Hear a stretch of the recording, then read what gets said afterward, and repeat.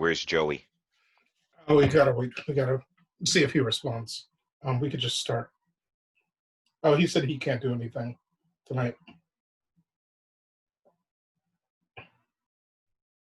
I wonder what's up with Kelsey. When's the last time you heard from him? When I told him to go to Hangouts. Oh, Hold what, on. today? Yeah, hold on. Let me see if I can get somebody to come in. Okay.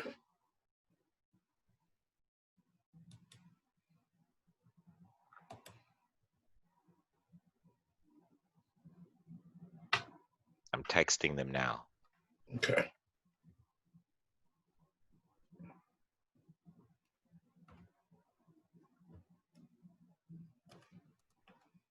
What's his email? Kelsey? Yeah. Y'all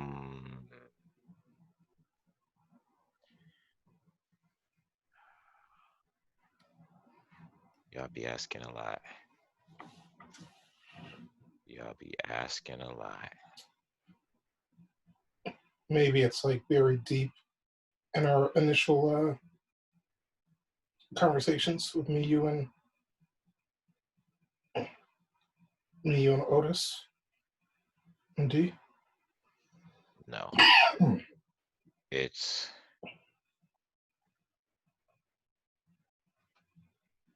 clueiskLewis@gmail.com. Clue, like the word? Yes, clue is K Lewis LEWIS @gmail.com.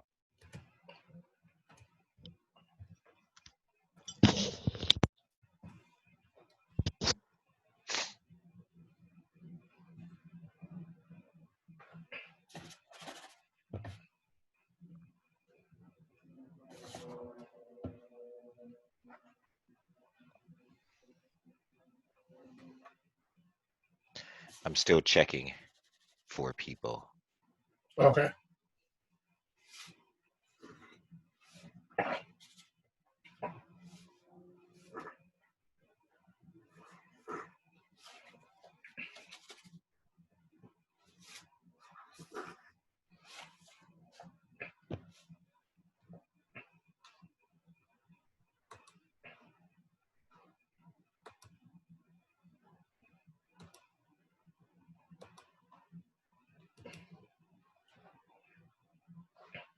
Do you see me in the video? I'm not even on the video screen. Oh, okay. It's weird. I'm not. Oh, I see. I was not showing in the video.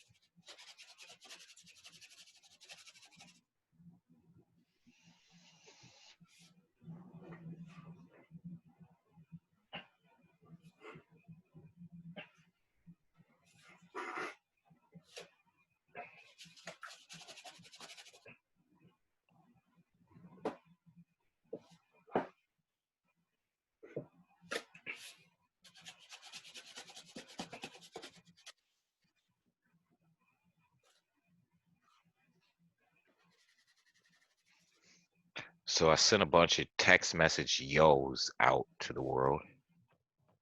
See what we get. Okay. I sent 3 yos out. 3 of them. It's 106, so one of them is to Katie. Okay.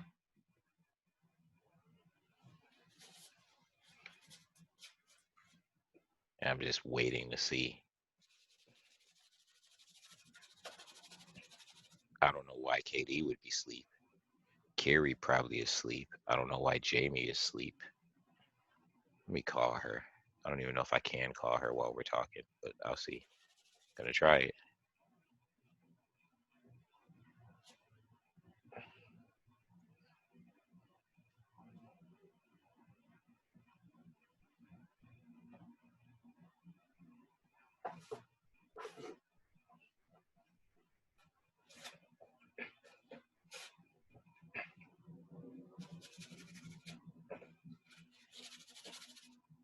Hear that, Mike? Yeah. Did you hear the phone ring? No. Oh yeah, I just called her. It rang the whole nine. Went straight to voicemail. Oh, let's see if I can call Katie.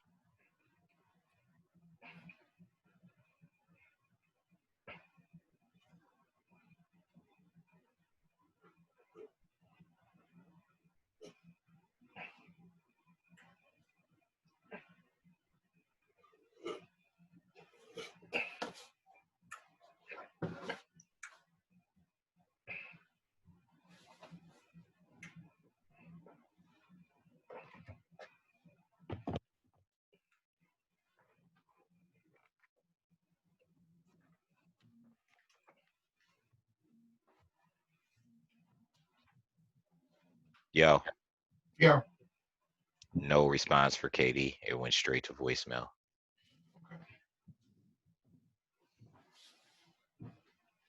It looks like it's just going to be us. So no justice, just us. Just us. Sad. So sad. Okay, so clearly we got a lot has went down the past couple days, right? Yeah. We had a bunch of riots all over the country. So one of the things that I've been at odds over Okay. is the nature of the protests that are taking place. Okay. And the reason why is there's something that bothers me. I don't like when people, the media, automatically conflate peaceful protesters with looters, Right. because I think it then paints this narrative, and the result is the protesters and the looters are forced into a coalition. Okay. You know, not by choice, but it's like, well, if the narrative is, you know, if we're gonna make looters and peaceful protesters the same group, then obviously they're going to be treated the same, Right. right? And then you turn a protester into, if not a looter, I'm not saying a looter, but into someone who's proactively outraged and, you know, wants to defend himself, or maybe forced to be aggressive. Now, one of the things I do agree with, you know, and it's hard for me, I don't condemn protests. I don't condemn the rioting Mm-hmm. either. I don't condemn that. What I do condemn is those elements within the rioters that choose to, and it's hard because I'm at odds, because I don't think change comes without cost. Mm-hmm. And I think sometimes innocent and guilty have to pay the cost. Okay. But I'm not so sure that, you know, there's this part of me that isn't so sure that you should be attacking people, you know, tearing, you know, black businesses apart, Right. Right. you know, pulling people out of their cars and beating them up. Is People that that is look that like, what's been happening? well, again, we're just talking because I don't know which media narratives, be it social media or televised media, that I'm, you know, that I'm willing to buy into. Okay. There's a bunch of them out there, and some of them, I know cars have been flipped over in Buffalo for sure. Okay. Like they were just flipping cars over in downtown Buffalo. Just like cars that were like sitting there, or Yeah, yeah. I know somebody got pulled out of their car and kind of, they suffered minor injuries, but their car got destroyed. okay, I don't know that that person wasn't someone who proactively tried to drive into protesters. I Like, see. you know what I mean? You get different narratives, right? Sure, I sure, don't know which one I'm going to buy, if sure. any.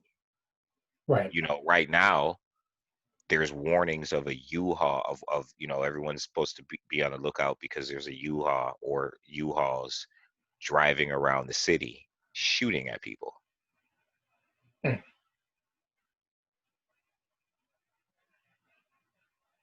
That's crazy.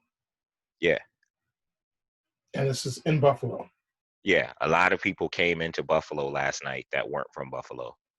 This Oh, has okay. this according to the mayor. And Buffalo was pretty good about protesting peacefully Yeah. and then leaving when the curfew was imposed. The mayor came out and asked people to, and he did it in such a way. I'm not a fan of this mayor, but he did it in such a way as to kind of garner favor with the protesters. His choice of words, Mm-hmm. things that he said, his approach. Okay. He said some of the right triggers. Okay. We're not going to let people come into our city and destroy our city. Okay. You know what I mean? We agree as a community that what happened to George Floyd was bad. We agree as a community that you should protest and be heard. And they supported all of that. Right. But we had advanced knowledge of groups of people coming to the city from outside of the city with the intent to turn it into something else. What do you mean we had advanced knowledge? As in Buffalo city government. Oh, okay. Okay. Black Lives Matter supposedly got out in front of that, which is why they weren't involved. Hmm. They actually suggested people not go out and protest Okay. because of this message that was going around that there were people coming in to turn the protests into something else. I think something very similar. I saw something very similar from Minneapolis, where a friend slash, um, colleague of mine said tonight's going to be very different. Don't go out, and that the police presence was going to be way, way, way, way stronger than ever because of these elements coming in. And so it was like this big stark warning, like not to go out tonight.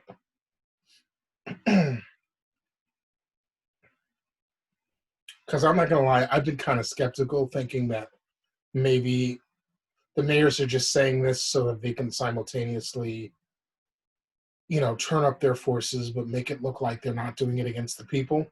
But if Black Lives Matter is saying this too, and the more and more people I hear saying this, and I'm not gonna lie, I've seen videos where it's like the people that are really turning up out there, it looks like they're all white people that are Where really doing the damage.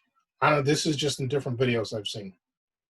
so I Different don't want to videos. sound shady. I wouldn't doubt that there are black people as well. Well, I mean that's not what I've seen, and that's not what I've heard from multiple sources like around the country from folks that No, are all you- I've you know seen what you've reporting seen. I've reporting to seen what these you've seen. videos. I've seen what you've seen. But I've also seen, I've seen black people looting as well. And Oh no, again, I'm not talking about looting. I've seen all people coming together looting. I'm mhm, talking about like the ripping off the side mirrors and like spray painting police cars and like okay, smashing okay. police cars with Hmm. skateboards and stuff like that. I'm talking about like the more smash and like the property, the damage type stuff. Hmm. Yeah, the looting was like a hodgepodge of you know of people doing it together. there was definitely unity in the looting. All types of people. I even saw a video where there's a woman's voice, a young woman, and who's encouraging the white people. She's like, "Yeah, fuck it up, yeah, fuck it up." And you hear her saying that, and then you see them like smashing the police cars with their skateboards and stuff. So some of the narratives that I kind of appreciate, that I'm surprised coming from white people that I know. I'm just kind of surprised, these are people who normally are silent on these issues that Mm-hmm. are speaking out, and in a Yeah, good way. I don't want to, just keep talking about the people that are speaking out in a negative way, but sure, like sure. Let's get positive. I saw somebody post Martin Luther King's words about not condemning riots, Mm-hmm. and she prefaced it with, she doesn't condone riots or violence. She said, however, we weren't having the discussion when people were trying to talk about it. We Right. weren't listening. Yeah. And she said, and she understands why this would be a response. You understand what I'm saying? She was like, Yeah. these are things that, and it just reminded me of how many friends I have that are white that went Mm-hmm. out of their way. I mean, out of their way, not just to disagree with Colin Kaepernick, but to condemn him. Mm-hmm. I was privy to the conversation you had with Brian on Facebook, where you kind of agreed with him about when, Brian said that he didn't have a problem with what Colin Kaepernick did, but he lost respect for his movement when he didn't vote. Right. And I know you had agreed with them, and my friend April agreed with them, and I wholeheartedly disagree. And I think that to me it was a problem. Whether he votes or not has It, nothing to do with his message. yeah, I did not agree on that. I thought you were going to go Well, in a different direction. you had liked the post. Well, you got to go beyond a like, my brother. You got to Well, go with my words. I thought when you liked the post, that was I immediately responded after liking it. okay. Well, I'm not accusing you of anything. I just know that either way, there's a dichotomy there, right? From someone who's just observing. No, I thought you had read what I said. Yeah. I Okay, but not it. What I'm saying is reading what you say, right, and seeing you like the post from an observer gives me it. I see a dichotomy. Is all I'm saying.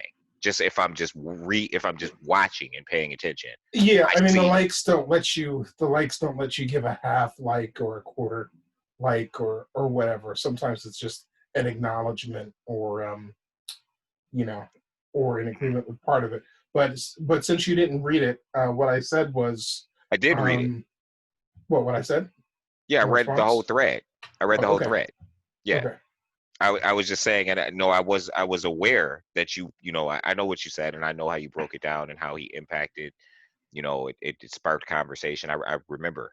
oh, I okay. just know that when I saw, because you liked it, my friend April liked it, and I was thinking to myself, like, I looked at the whole context of it. I didn't see it as, well, you liked that he respected what Colin did, and that's what you liked. I looked at the whole context, which was, he respected it, but then when he didn't vote, he lost respect for the movement. And my thought process is, I don't like when people say that, because Yeah, one, either did I in my response. it presumes that voting always helps Black people, Yeah, no, it's which yeah, definitely. I don't necessarily agree with that. And two, which is the biggest thing that I don't like about it, is that whether he voted or not has nothing to do with the reason why he was kneeling. It doesn't take away from what he was trying to do and the discussion that it sparked. Like, it doesn't take away from the issue that that he wanted to shed light on for kneeling. So Yeah, whether he votes or not, I'm sorry, go on. no, plus some of it is kind of like, you know, I mean, this whole like couple of weeks has me a little bit more blunt than Mhm. usual, and part of me is Well, like you, just to cut you off really yeah, quick, yeah, before this all jumped off, I called you up feeling some type of way. Yeah. So I totally understand what you mean about being, more blunt. Because I was feeling some type of way before this jumped off. Sure. Like I was walking around like, yo, you know what I mean? Remember we Yeah. had the conversation. I called you like, when are these people who claim to be our allies going to use their like? I was feeling some type of way. Sure. No, I definitely remember that. Anyway, I'm sorry. Go on. No, well, just the whole idea that like I lost all respect. It's just there's just something that's just kind of like a little bit extra about that. That's kind of weird. Like as if, you know, he were sitting around like trying to earn your respect, or as if like, he rises or falls based on your respect. There's just kind of this, I don't know how to put it into words. There's this thing that white people do where they They'd be just act like requiring too much from us. they require too much and they act like they have so much say.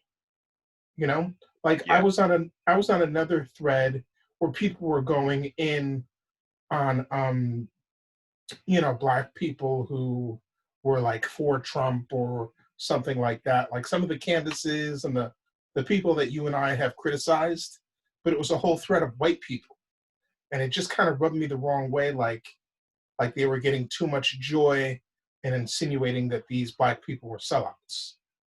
What And do you that mean kind of, the people that we criticize? like the Candace, what's her name? Okay, yeah. Like those No, I types. understand what you're saying. It's like Yeah, we can criticize these people, but like, and even you can criticize them, but what gives you the right to take it to a certain point? yeah, They're still exactly, black. They're still exactly. black. Yeah, Like, you know what I exactly, mean? They are exactly. still So, black. so that's kind of how, and of course, I didn't get into it on the thread, but when I responded to Brian first, I was like, I was specifically enjoying Mind the you, fact that I could. Brian has been very proactively a proponent of black people during this whole situation, by the way. Yeah, well, I was You're enjoying not the friends fact with that him I. on Facebook, so you don't see some of the things that he's posting. Like Yeah. he's been very Okay. proactively. Like he came out, I told you, we go to the same church. He Yeah. literally posted a post, a couple days ago where he was specifically speaking to the church and used scripture about, the church's complacency. Yeah. Our church, you know what I mean? Oh, okay. Okay. In our, the complacency of, and how you'll condemn, but when it comes time to speak out on these issues, you're just not speaking out. And there's clearly no, clearly justice is colorblind in this country, and you act like it's not. Like he was just going in, you know what I Yeah. mean? And he's Yeah. done a lot of that the past couple of days. He posted on another friend of mine's post when they were talking about the police, and he was like, listen, all police are bad. He was like, if you're not, or if you call yourself a good cop and you're not speaking out against bad cops, you're a bad cop. Okay. He's That's definitely proactively. what's up. Yeah. So anyway, I'm sorry. Go on. Yeah. So no. So I was just saying. Yeah. So when I liked that response, I kind of first I feel was. bad that I used his name considering we're recording it. Oh well. I mean, doesn't matter. Yeah, it is what it is. I thought about that, but so first of all, I was happy to be able to agree with him, based on some of our Yeah, you guys have interactions been in the agreeing past. more often lately. Well, I mean, I see. this is a problem with Facebook, and I'll talk about this a little bit more that you run into. I mean, a lot of times, people who you could be allies with, they just take you the wrong way, and then they Mm-hmm. run with it. And this Mm-hmm. is like to your credit, where you're like saying both sides are just like argumentative and just like make assumptions about people before Mm-hmm. actually figuring what they're about. But so I was happy to be able to agree with him, but I did want to make the point that Colin Kaepernick, whether he votes or not, that's not something that's going to make me gain or lose respect for someone. Like first of Mm-hmm. all, it's a personal choice, and second of all, I mean, he's done a lot. He's sacrificed a lot. So who am I to like look at something like voting and be like, "Oh, I lost respect for you. You don't vote." It's just that's kind of a. Yeah, because it's like on the one hand, when you say things like and see it cost him his career, what you're ultimately saying is that he sacrificed more than you did. Yeah, yeah, Like that's what you're saying. yeah, When you offhandedly say, and look what it cost him his career. Well, what you're saying is this is a man who stood on his convictions to the point where he sacrificed more than what you are clearly willing to sacrifice for yours. Yeah, but it also points to the fact that we've been conditioned that voting is the end all be all. Well, And I yeah, say go on. that as a person that votes, right? Not as a person that uses Hmm. that as an excuse not to vote. Hmm. But I still, don't think that it's the end all be all, and that there is more Yeah, yeah, I to it. think you said as much in the post. Yeah. Yep. Yeah, definitely. Voting isn't the only way to affect change. It is a Yeah. way. Right. Certainly, Yeah. it is a way, but it's not the only way, and it certainly isn't the the most effective way for specifically Black people. And again, my stance on this. This doesn't mean I don't think we shouldn't vote. Yeah. I think we should vote because it helps our allies or those who claim to be our allies. You understand what Well, I'm saying? yeah. Well, then you've got your greats like Malcolm and Tupac, who were like, what we need to do as a community is find and run our own candidates, put them on Hmm. the ballot, get them in office, and affect change that way. Hmm. Right? That way, you're not just voting for someone else who might lie to you or use your vote or this and that. You're getting your own Well, I homegrown think that's super candidates. important, but I Yeah. also want that candidate to consider the plights of our allies as well. Yeah. Well, I think that, yeah. Yeah. I don't want to say that goes without saying, but yeah, I think that's going to be important. And to be honest, if they're going to get voted in, I think that's going to be just a necessary reality, unless our people are going to come out in droves so large Well, that I they're don't going want to to get. segue, but we certainly, the temperature of our culture is one that is not warm to the LGBTQ community, Right. which we've had discussions, and I don't want to segue down that. That's a show all in and of itself. Well, that is one community, and that is something that we've talked about. Um, but even, I mean, we could be talking about any of our allies, right? We could be Yeah, but talking about white ally. We could be talking about, are we going to have like a pro, militant black representative who's only going to think about black issues 24/7 and leave like other people wondering should they vote for this person. right, right, right. Right, The because that's at the end of the nuances. day, that's, I'm sure that's a fear for some people. I mean, well, we know it's a fear, right? When Obama was elected, people were afraid, well, what is he only going to worry about black folks? Which that to me sucks. That when you talk about a black person, that just shows how far, how much our country as a whole is living in the past. Like when you talk about a black president, you have to be afraid. You know what I mean? That this president is going to operate differently than any other man who become or woman who becomes president Yeah. because he's black. Yeah, I mean, I don't even know if that's the past. I mean, you fear the future or something. I mean, we haven't even had that Yeah. situation, so it's not like Yeah. back in the day we had this one militant black president who was like all No, no, black you're right. But everything. what I mean is that archaic thinking that, oh, because he's black, he's only going to do black. Right. Yeah. And you're Exactly. right though. It comes from that. It's kind of like a mix of both, right? Like, this is a new thing for us. It's one of the reasons why I used to get mad when white people used to be like, and I used to get it.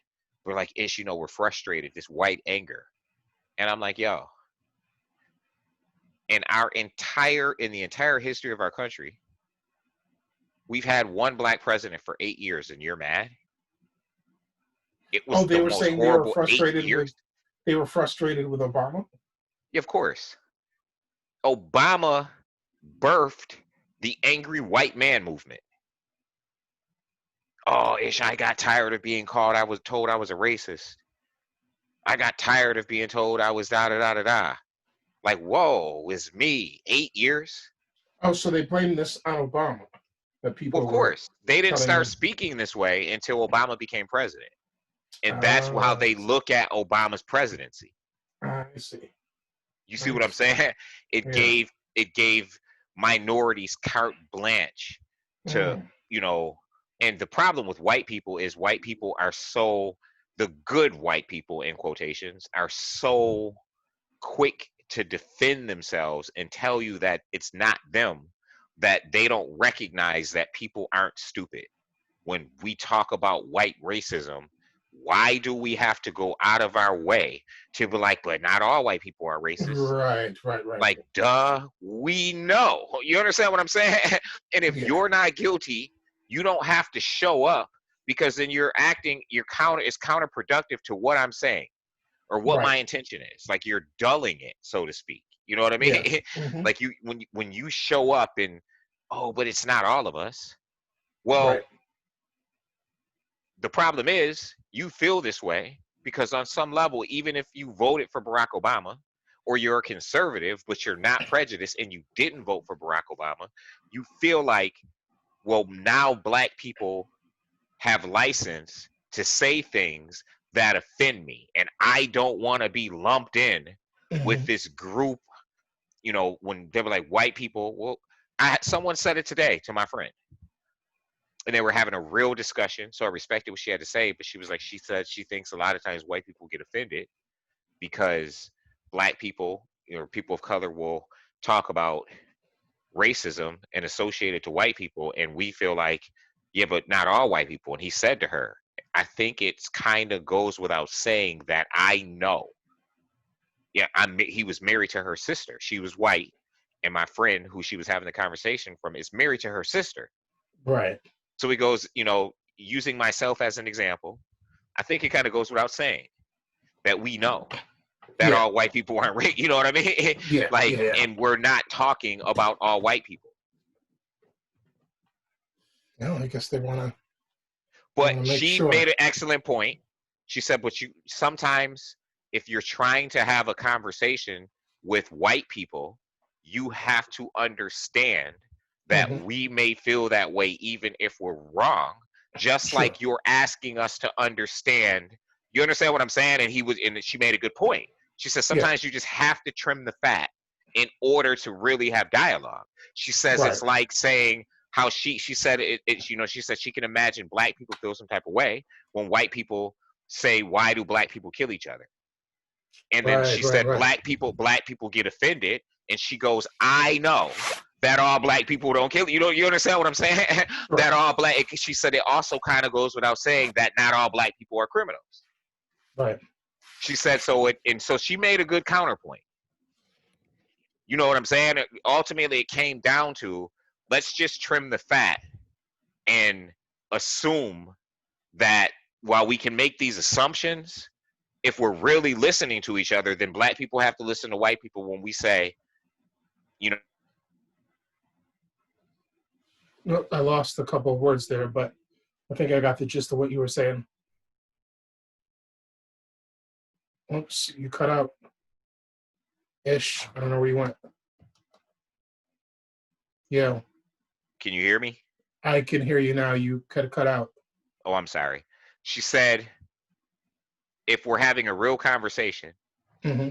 then maybe we should just choose to trim the fat. Listen to white people like white people should be listening to black people, she said. Because she's a all lives matter person. And Stanley and another white friend of ours, a woman, were educated behind it, because she's like, people say all lives matter, and she goes, and in this case we are talking about black lives, and black lives matter. And she was like, Stanley had explained to her, he was like, you know we do understand that all lives matter. He goes, but when people are talking about black lives matter, white people like to show up and say all lives matter when they weren't saying it yesterday. They seem to use it as a way to correct, Yeah. the way black people are thinking about a given thing. And he goes, and he feels like that's a lack of empathy. It's showing a lack of empathy. And she was like, I understand. She got it because she didn't before. You see what I'm saying? And Hmm. then another friend of mine came on and she was like, she was glad he broke it down that way because she didn't understand. Okay. These are things that she didn't understand either. And so she was one of the people who would say all lives matter, but she said now mind you, these are Christian people. So she said she looked at it from a different perspective.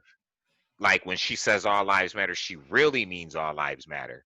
And she doesn't mean it as a way to blunt or dull when a black person is saying Black Lives Matter, because she genuinely meant it in the way that she meant it. She didn't recognize that she was kind of ignoring what black people are saying when they say it. You see what Yeah, I'm for saying? sure. For sure. So then, she was like, she had thanked him and she was like, she gets it now. You know what I mean? Like she really understands it. So Yeah, sometimes you just, RZA was caught out there saying all lives matter some years ago. and they do. No one is saying they don't.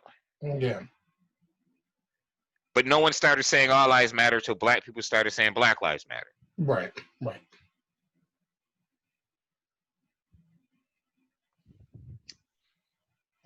Yeah, no, it's one of those things. I mean, no one shows up at a cancer ward, and says all lives matter. Like no Well, one. someone painted an analogy. It's funny that you said that. The guy goes to the hospital because he breaks a bone, and the orthopedic surgeon says to him, well, all bones matter.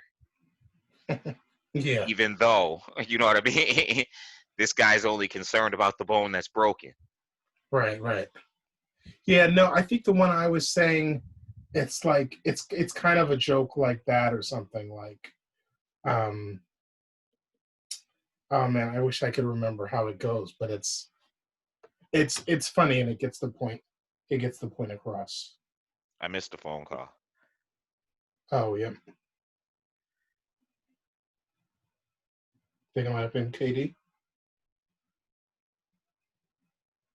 No, it was Jay-Z, but that must have been from earlier. It had to have been from earlier.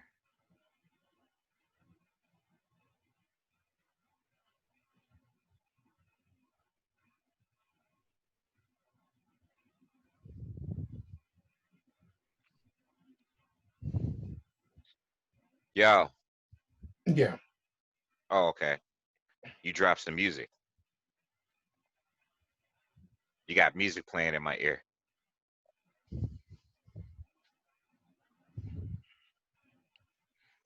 Was that just a musical interlude? Mike, Yeah. was that just a musical interlude? What do you mean music in your ear? You just dropped some music. No. Yeah, it just played in my ear. Oh, that's weird. Yep, music just played in my ear. It's probably going to pick up on air. It wasn't for me. That's strange. It was literally some sounded like a rapper out of Queens. That's very strange. Maybe it was coming from my phone and I couldn't hear it because I had these on. Could be. Yeah, definitely. I just heard like 15 seconds of what seems to be Queensbridge hip hop. Oh no, you probably played the thing that I dropped in the chat. Oh, it must have accidentally pressed on Messenger, so it didn't Yeah, pick up yeah, on the video then. yeah, yeah. Okay. All right. Okay. So yeah. Um I don't know. I'm glad that these issues are being discussed, that people are having these conversations. Hmm. I certainly could not instigate these conversations at this point. And it's interesting because while I am not as provocative as I have been, I'm Hmm. also not as inclined. I'm very patient with people in these type of conversations. At least I had been up until recently. Okay. So these are conversations, I was always the person that would say, in order for us to have dialogue and to make progress, I could have a conversation with a white person and no word would be left off the table. Mhm. Let's talk. Let's try to understand each other. You understand what I'm saying? And I've always Mhm. felt that way, that it's important if you're going to have real dialogue we can't shy away from certain words. Okay. You know, I even said that in our video on the word nigger. Like, if that's the words you need to use to ask me a question, then I can't get offended by the question, right? If I really want to have an altruistic dialogue, Right. I can't get offended by the question. I just have to allow you to ask your questions, and you have to allow me to ask my questions, and you have to consider that I may need to use certain words, and I have to consider that you may need to use certain words in order to really come to an understanding, or you understand what I'm saying? To really see where we're coming from. If it's genuine dialogue, then, you know, we should have license, right? If it's real dialogue, if it's where, you know, both people walk into the situation trusting that the goal is to have real dialogue and not to fight each other and try to hurt each other's feelings, and to really hear each other. You understand what I'm saying? And Mhm. to, you know, to really have real discussion, we got to let white people say nigger. That doesn't mean we got to let them walk around saying it. But if they have a question and that word comes up, I can't get offended. This is just how I've always felt. I've always felt that way. Like, you know, I'll let you use the word. You know, I have a friend where we talk like that, and he'll be like, Ish, why, you know, this, you know, can you say this? And I'll be like, well, just say the word. Let's get that elephant out of the room. Right? Mhm. Me and you are talking and we're close. And I trust you. And I know that this isn't a word that you're comfortable saying or are going to say because of your respect for me and people that look like me. So if you want to ask me what's the difference between nigger and nigga, let's just not make it so difficult. Just say what you got to say. Sure. You understand what I'm saying? Yeah. And in turn, I will as well, with the same, you know, the same rules that I'm allowing for you, I'm expecting you to allow for me. Because I understand that when I generalize and I'm talking to a white person and we're having a real dialogue and I say things like, you know, white people do this and white people do that and white people do this, I might as well be saying nigger if it doesn't apply to you, right? That version of white people that I'm talking about who are racist or what have you, if it doesn't apply to you, but we're having dialogue and I'm venting on my perspective of how black people are treated by white people, you are white. So I have to keep in mind that every time I say white people do this and white people do that, while that is not including you, you still are a part of you. You're white. Great. Hearing that repeatedly could impact you. You understand what I'm saying? You Sure. know, imagine if the shoe was on the other foot, and these are things that I think about. Imagine if the shoe was on the other foot and black people oppress white people. How much courage it takes for a black person to then accept that we did this to white people and it sucks. Yeah. And then we listen to white people talk about it all the time and we just accept that, yeah, black people did white people dirty. Right. It takes a lot of strength of character already to just accept, you know, you understand what I'm saying? You know, Mhm. I'm still black. I am still a black person. I might have a bad day that day, and that conversation may just take a toll on me just that day. Sure. We also don't understand that perspective because we've never oppressed people on that level, to where we have this history where there is a group of people that are going through oppression and have been through oppression at our hands that talk about it in a society where we all now live under the guise of equality. We don't Right. know what that feels like. Right. You understand what I'm saying? So these are things that I also used to for sure keep in mind. Like, wait a minute. On some level, I was talking to a friend recently, and I'm like, on some level, while we can no longer continue to be oppressed, we can't let the fact that we were oppressed become a means of oppression, right? Because eventually, like, it's kind of like if me and my wife get into an argument and she's wrong. and she's really wrong, and she apologizes, and she's really wrong, and I hold it against her for a while. At some point in time, 2-3 years later, I'm still holding it against you, then I become wrong. Right. You see what I'm saying? Now Yeah. I'm oppressing you. Right. And she's going to get tired of that at some point. And I have to be cognizant of this. And I think we as Black people do as well. I'm not making excuses for white people. I'm talking about us having real dialogue so that we can grow together. Because I honestly would like to be able to say at some point in time before I die, or at least hopefully my daughter can say, we are all one race, and it really be true. Right. You see what I'm saying? Yeah. Like, I would like to grow to where we as people in America can actually get over these issues, because there is real change that allows us to. So then we can really look at each other as brothers and sisters and say we're all one race, and it really be true. That's the goal to me. And if it isn't, then I'm just as bad as the people I call oppressors. You see what I'm saying? At least in my head, according to my logic. Like, the goal really is a genuine progression of people where we genuinely live in unity as equals. Yeah. Well, unfortunately, that's going to take a lot of work, and hopefully Yep. the folks that are benefiting from the system, shoulder a good part of this work. And I think Yes, they do. that's something. Well, no, not that they do, but that they will. Right? I'm talking in the future Yeah. tense, like when this is like changed.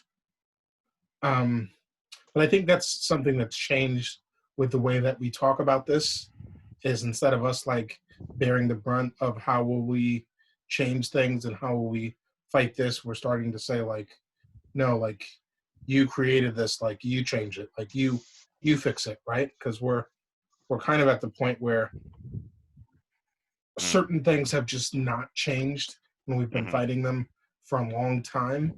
And it's kind of like, maybe like change strategies and ask people who are benefiting from this system and who are not going to be killed at the rate Mike, at which we are.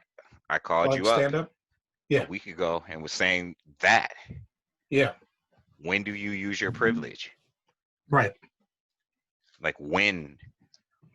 That's been the history in our country, right? Slaves couldn't free themselves. Right. Correct. I mean, you had your, you had some people that were attempting to, or were running away, right, or freeing other folks, but at the end of the day, when we look at mass abolition, that had to come down from the powers that be at some point. right. And we had to have allies that did not look like us. Right. True. America is.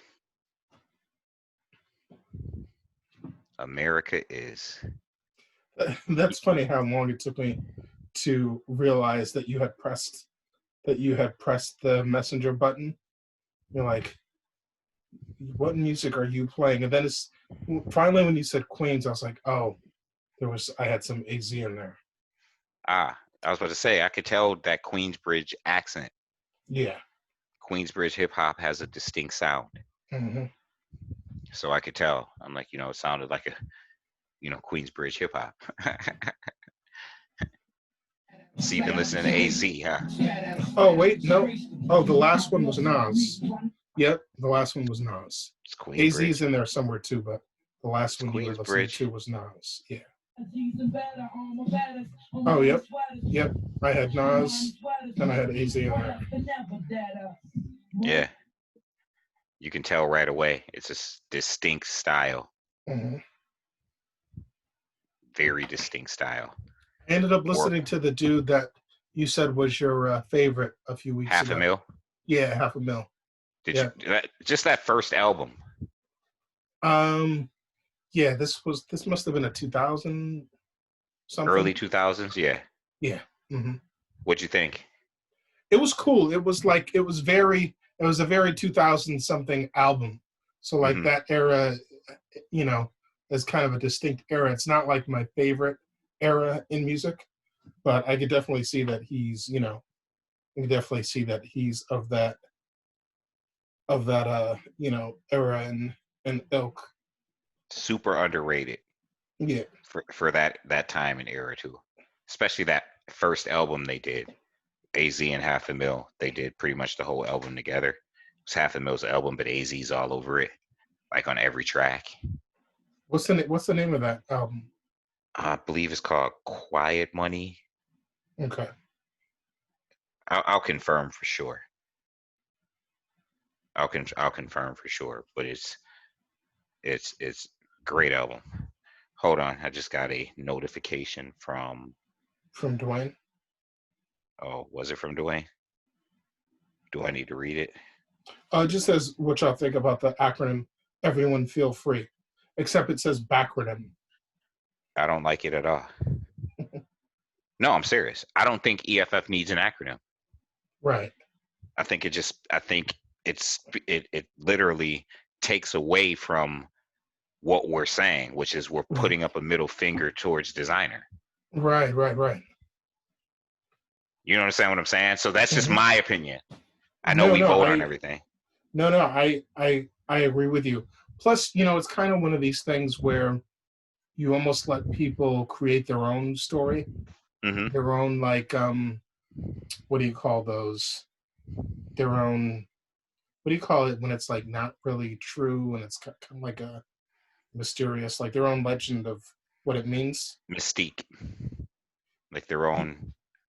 Yeah, that's not the word I'm looking for, but it's like yeah, it has to do with like a it has to do with like a legend or shit. What do you call like if you don't believe in like religion or you don't believe in a story? There's a certain word for it. It either can or can't be true, but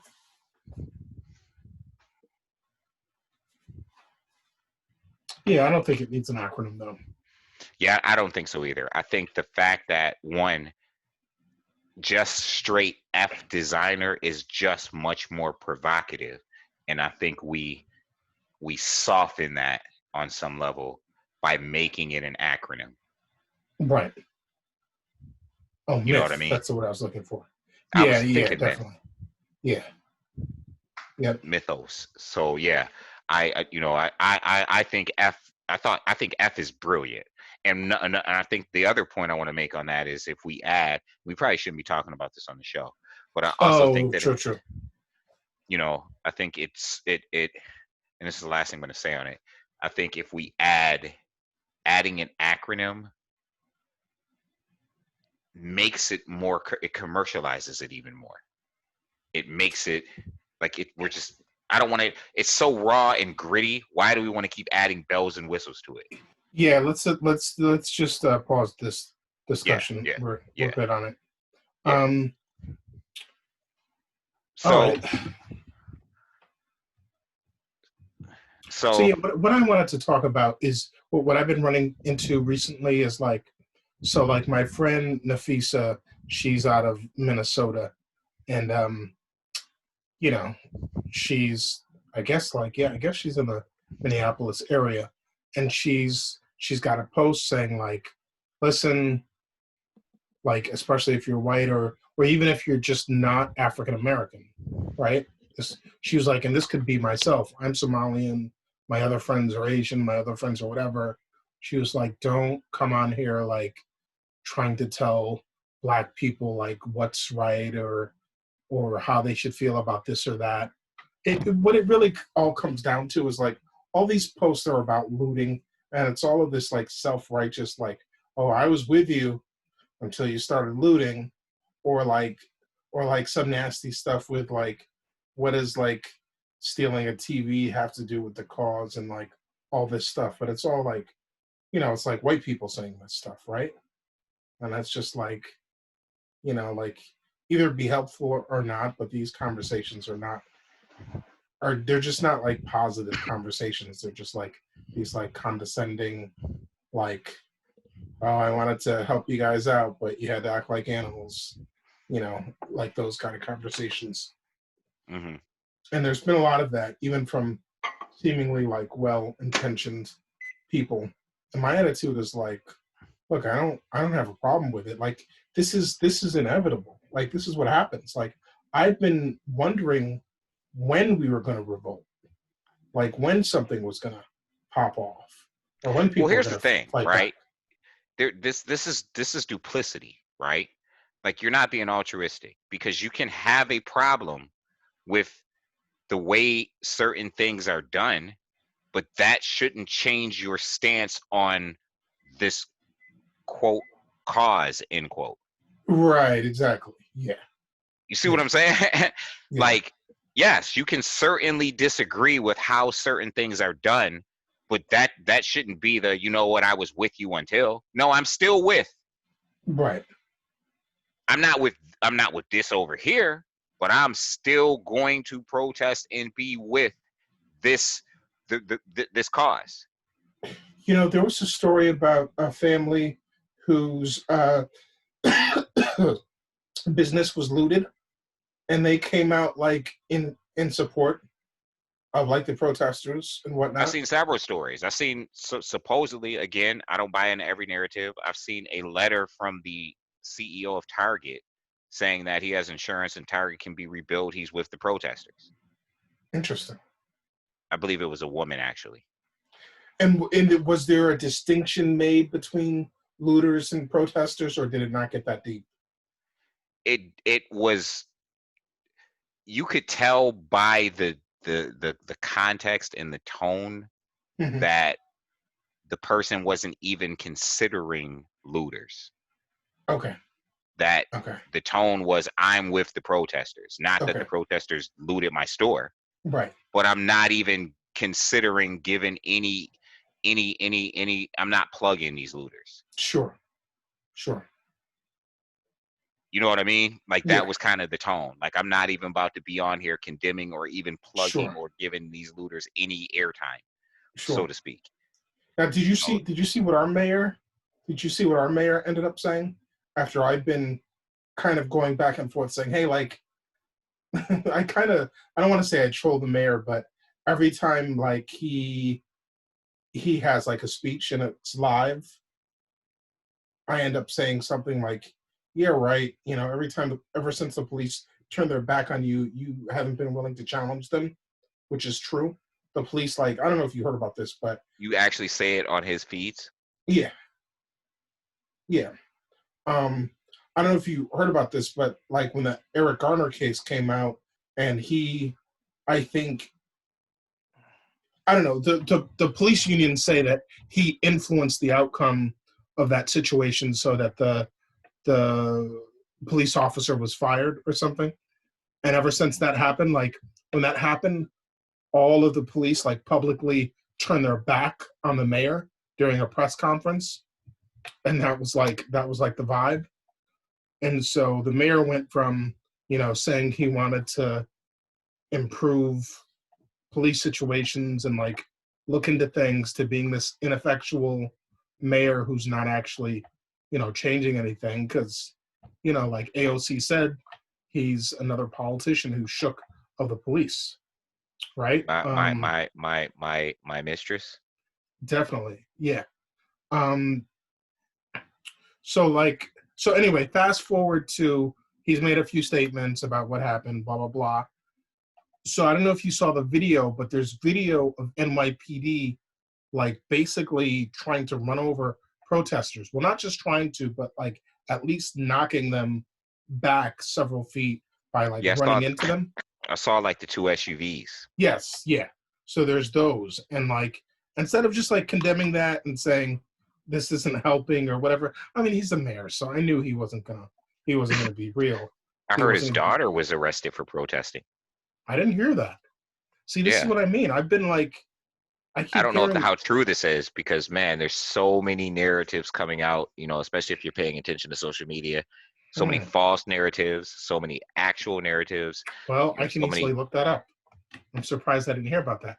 But anyways, your man is like basically defending the police, and they're, you know, people are like, "What do you say about this?" Oh yeah, I saw the video. The police are going to defend themselves. You shouldn't be throwing things at them, and like, he just kind of left it at like, don't mess with them. Like he didn't condemn them like at all. So people are like, oh, you need to resign. People are like, you need to resign. You're just like not. You're just like not. What the city needs. You're not that dude. Yeah. Meanwhile, 50 Cent is saying Cuomo should be president. I'm like, sit your ass down, 50. I have so much positive shit to say because like 50's got so many good shows going, but like I don't really want to hear his analysis on who should be president, especially Cuomo. But Cuomo knows how to politic, though. He turned So I this have a whole. I have a friend. I'm not going to say his name. I'm going to Mhm. read what he just posted 22 Okay. minutes ago. I haven't even Okay. I didn't even read the whole thing. I only saw the beginning and decided I'm just going to read it. I'm not going to say his name. Okay. You've probably encountered him in our in my Facebook group. Oh no, yo, you're right, dude. The first thing I got opening Facebook is Mayor Bill de Blasio's daughter, Chiara, arrested at Manhattan protest. Hmm.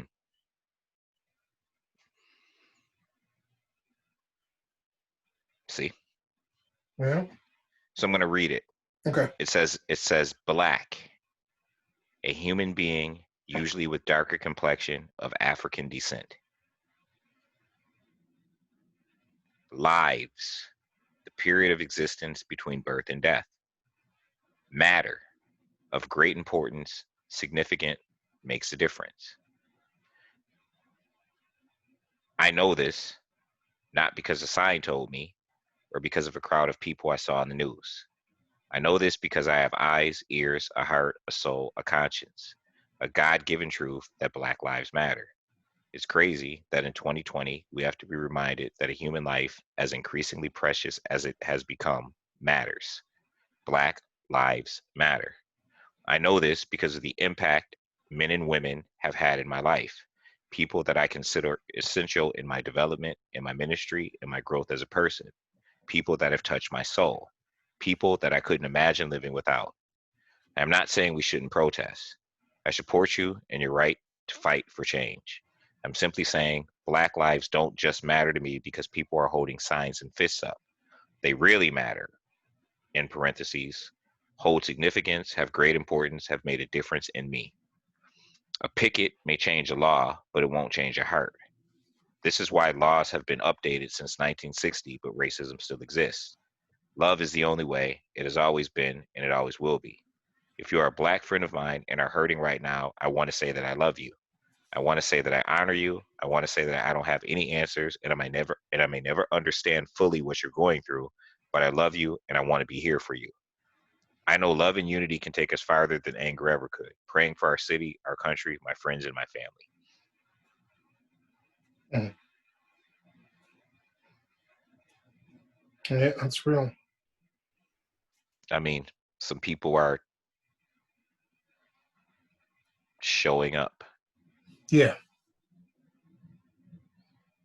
Yeah. Some people wonder if the events of this year between like COVID and the whole quarantine and everything were going to added like extra pressure, to the cooker, so that when these events happened, people just like, just couldn't take it anymore. It just wasn't like business as usual anymore, and that it was just like too much fuel to the fire. Hmm. Go on. No, that was it. I mean, I certainly didn't see it coming. It seemed like it was okay. It happened in Minneapolis, so people, at some point started protesting, and that turned into rioting there. And then next thing you know, in New York City, they've got protests happening, and then all of a sudden, that starts turning crazy, and then they're happening all around the country. I wonder, like, sometimes you look at these things and it's like, it's not just like spontaneous. There are people that like spend hours and hours and hours actually organizing these things. I'd be interested in like, and what kind of coordination there was, and like what kind of groups came together. I mean, obviously BLM's been out there, and who knows what other groups have been out there, but I wonder how much coordination there is between groups and like coming together protesting. Well,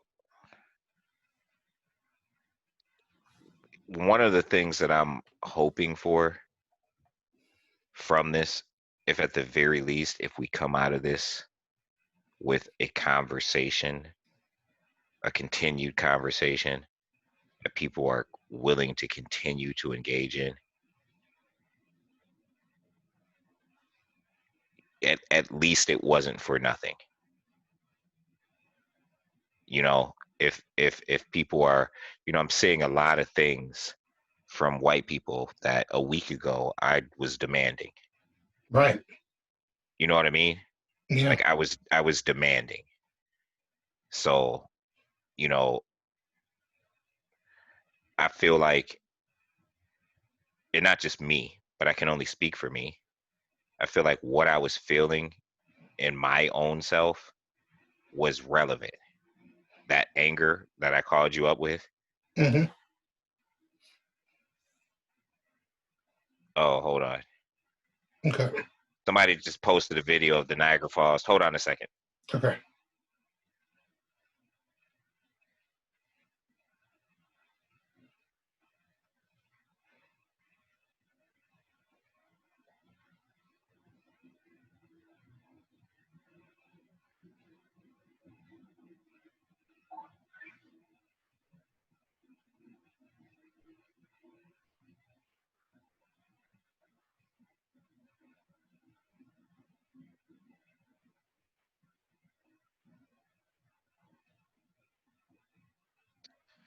I just shared a video to my page.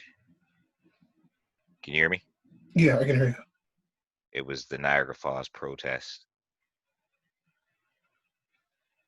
It was pretty much white and black people, the mayor and the chief of police, kneeling and then dancing to "This Is America," Yeah. which is how the protest ended. Okay. Dancing and shaking hands. I wonder if that got any coverage. Is that from like a news source? Well, I just shared it from my friend. Let's see here. It is.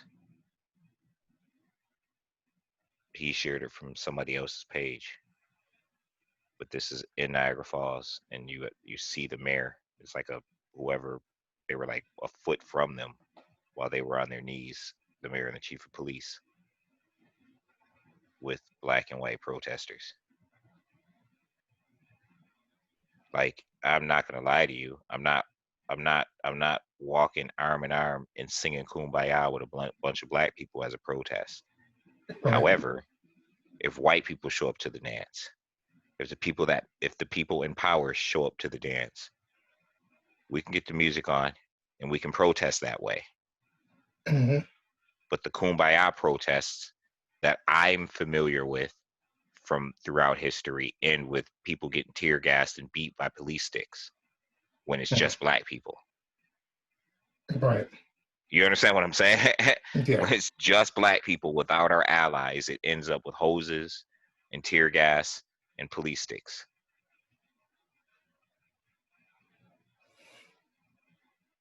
That's the Well, very next thing that comes from that. I was gonna say, like, either we take that into account, um, and either shield ourselves, or, like you say,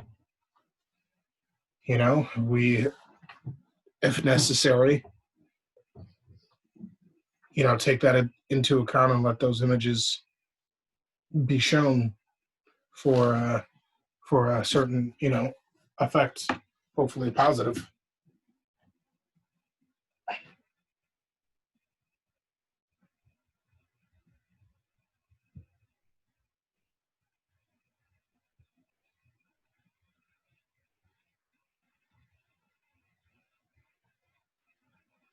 And then I'm looking at a picture, and this meme is so stupid. Some people are dumb.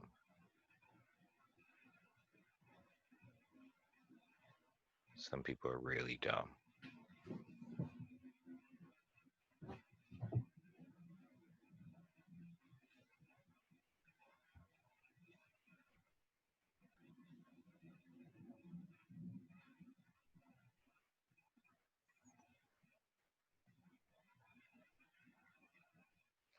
Hold on a second.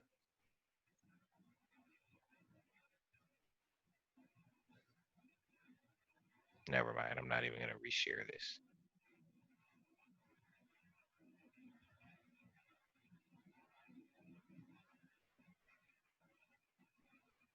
Hold on a second, Mike. Okay.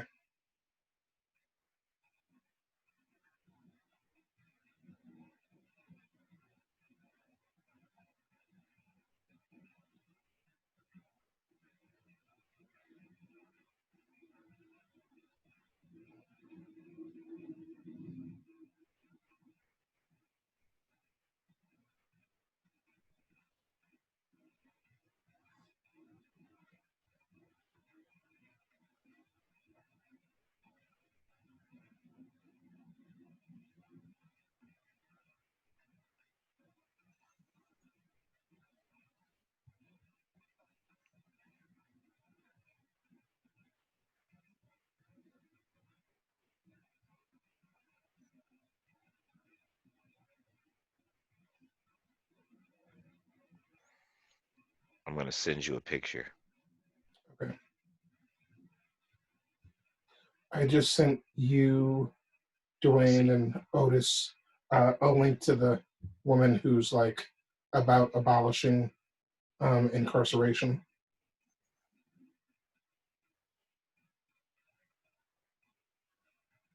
Abolishing incarceration. Yeah, she's about abolishing like the prison system. Who does she think she is? And abolitionists. Yeah, check out the article.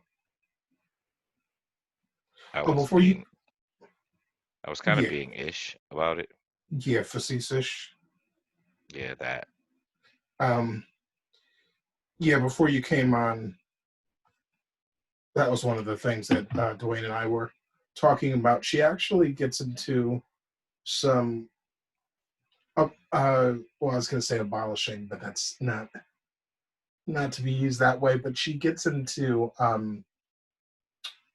combating some common myths about the prison system. Otis Like isn't in this. Otis is in this thread. He just doesn't like us. All right, go on. yeah. But anyways, like she does combat some common myths, like about like how much of the prison system is actually composed of private prisons, or how much of the prison system was actually affected by the infamous crime bill and stuff like that. It's not as much as people think. You know, I think federal prisons only make up like 10% of the incarcerated or something like that, and private prisons make up a very small percentage of total incarcerated. But there's there's a lot of interesting things to think about.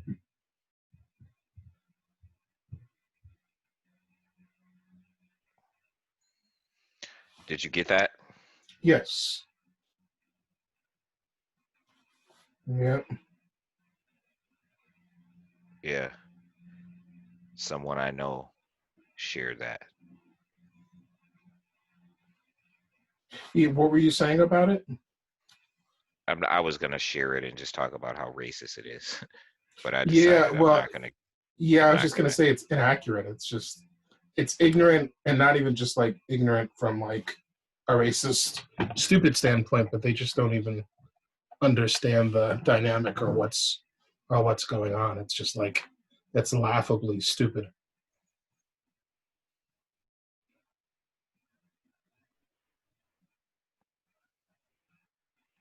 But that's what It's stupid people do. it's blatant. Like BLM had nothing to do with it.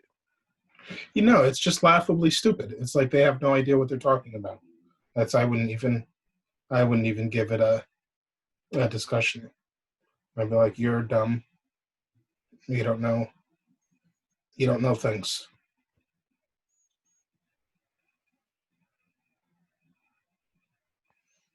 Can you hold on for just a second? I'm sorry. Sure.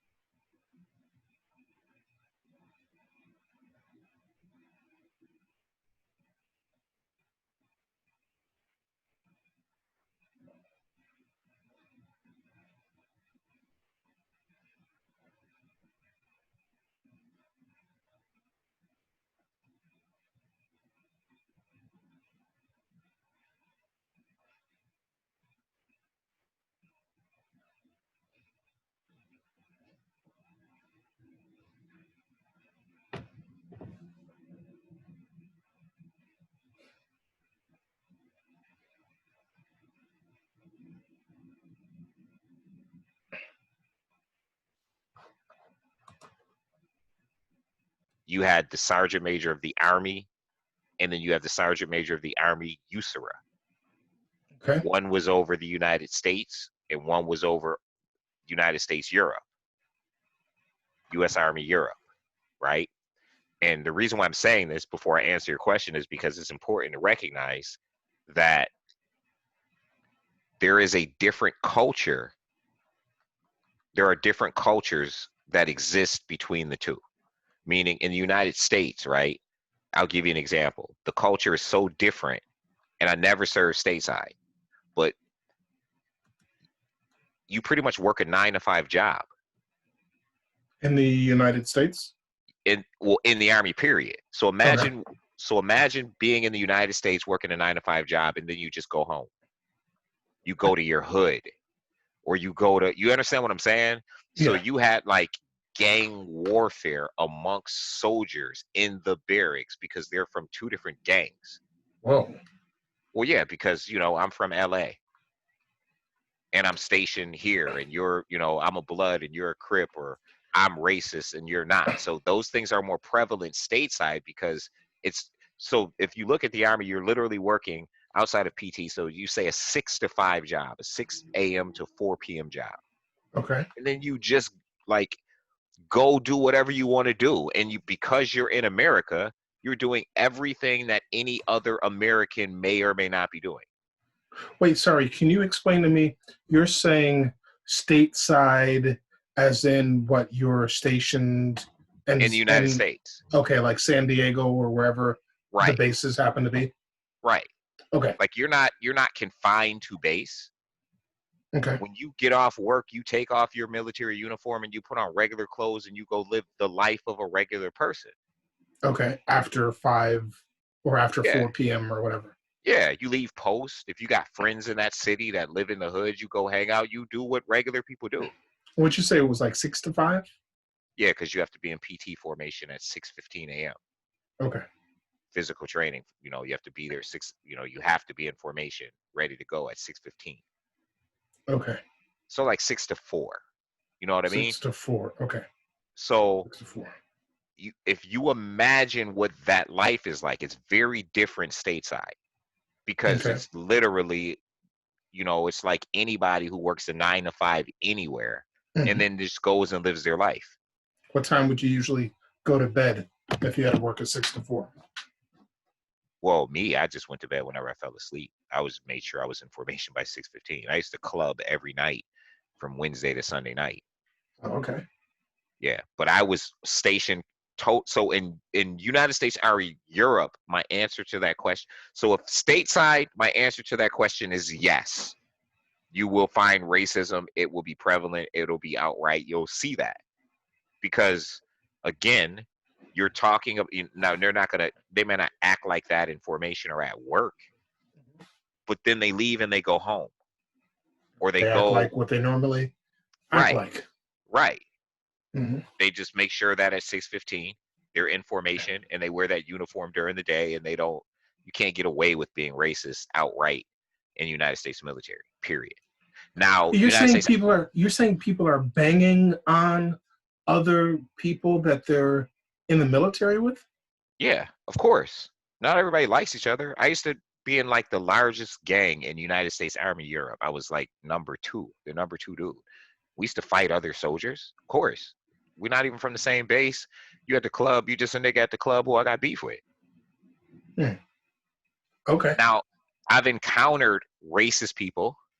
I've been in situations that were prejudiced. I've been called a nigger by other soldiers who were in my company, Hmm. right? But would I say that the United States Army Europe is racist? My answer then would be no, because now it's different, right? Okay. You're stationed in another country.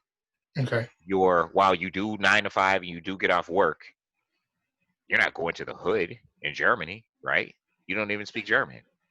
Okay. So you're living in these enclosed American pocket communities. Okay. You know what I mean? There's Yeah. off-base housing, but that off-base housing is supported by like an Americanized community where there's like a Burger King and there's a McDonald's. You see what I'm saying? So Sure. it's like these off-base pocket communities where even if you are racist, and especially if that's your first experience, if your first tour is in Europe, even if you are racist, there's still this camaraderie that you have with the people in your company and in your unit and in your squad. Because a lot of cases, right? If you're going to deploy to anywhere in the world, you're probably going to deploy from Europe first. Okay. You see what I'm saying? Like they're not sending contingencies from the States first. Right. That's why we have United States Army Europe. You see what I'm saying? So Yeah. a lot of times you deploy with these people, meaning, you're going to go to Saudi or Afghanistan, or in my case, Hungary and Bosnia. We went from Germany. Hmm. We weren't stationed over there with people who were coming from the States. Even when they sent infantry, they brought the unit CTAP from Italy. You see what I'm saying? They brought Yeah. the infantry boys who were stationed in Italy to Bosnia and to Hungary. Okay. So you're talking a different type of camaraderie is formed in United States Army Europe where, yeah, I've encountered racist people. Yes, I've encountered, but it's not outright blatantly racist like you see in like the police force or even in the United States Army in the States where you can encounter these things. Because again, you're not going to, the white guys aren't going to the redneck community. There isn't one. Hmm.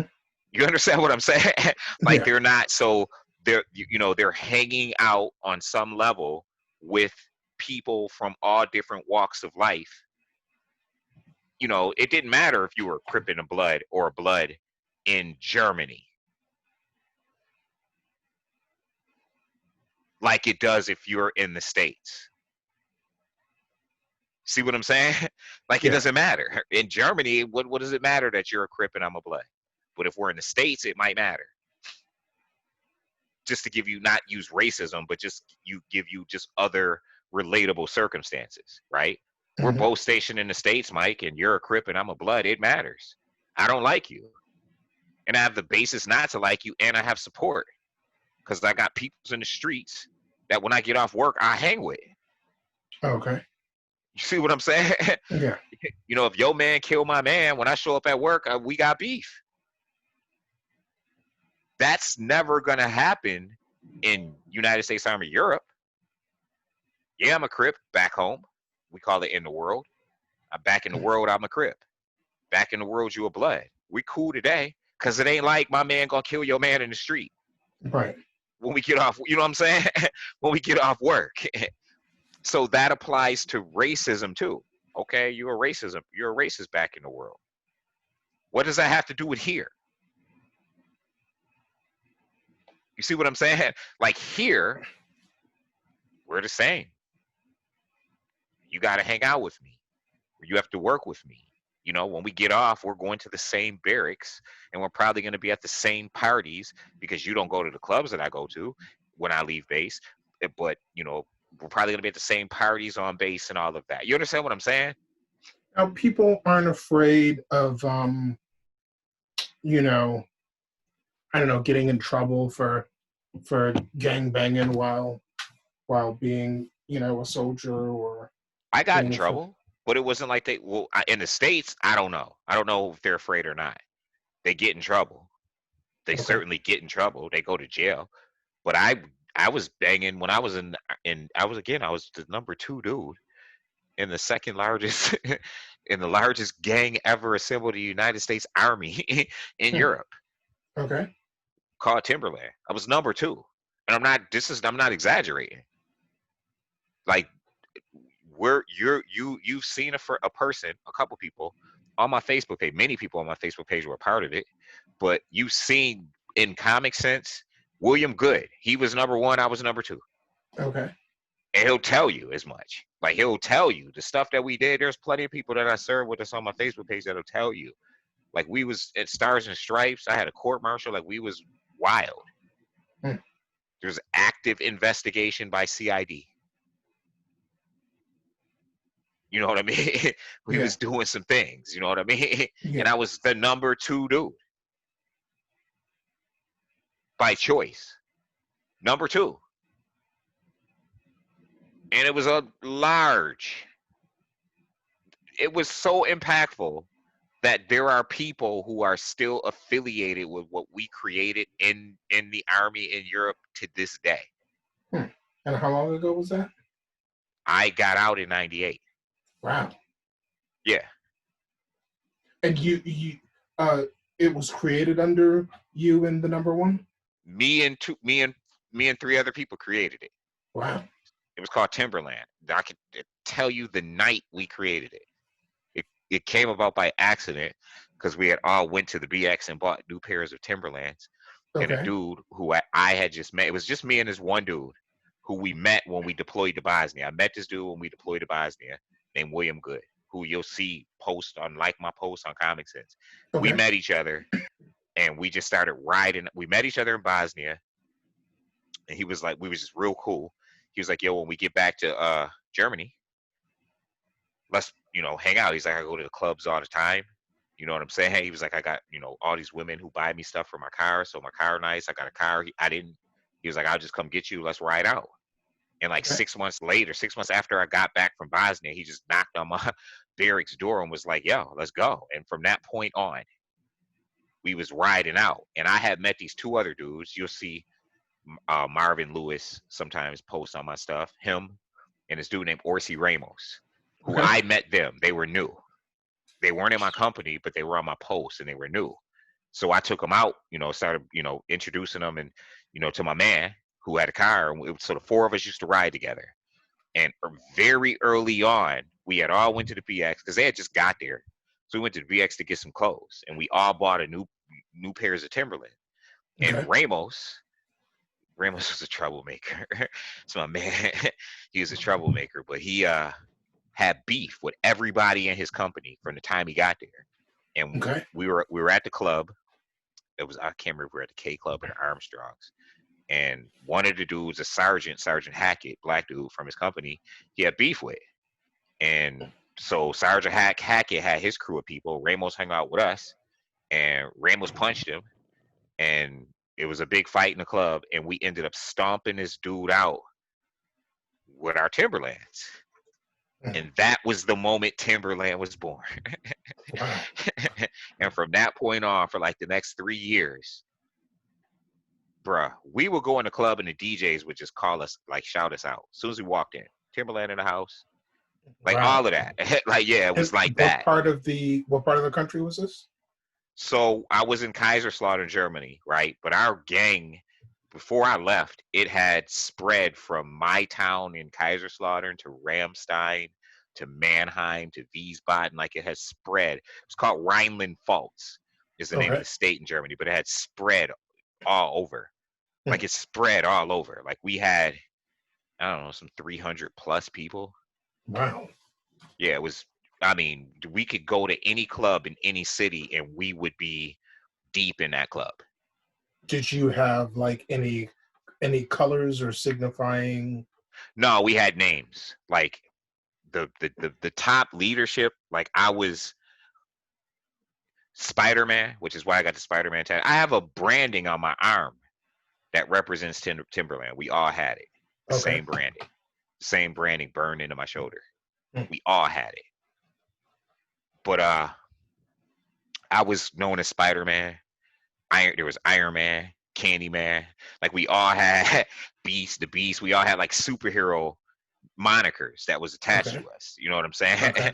So, but no, we didn't have any colors or anything like that. No. Okay. Just people knew who we were. Yeah. I mean, people knew who we were. Like they knew. People didn't really mess with us. When they did, we were very extreme.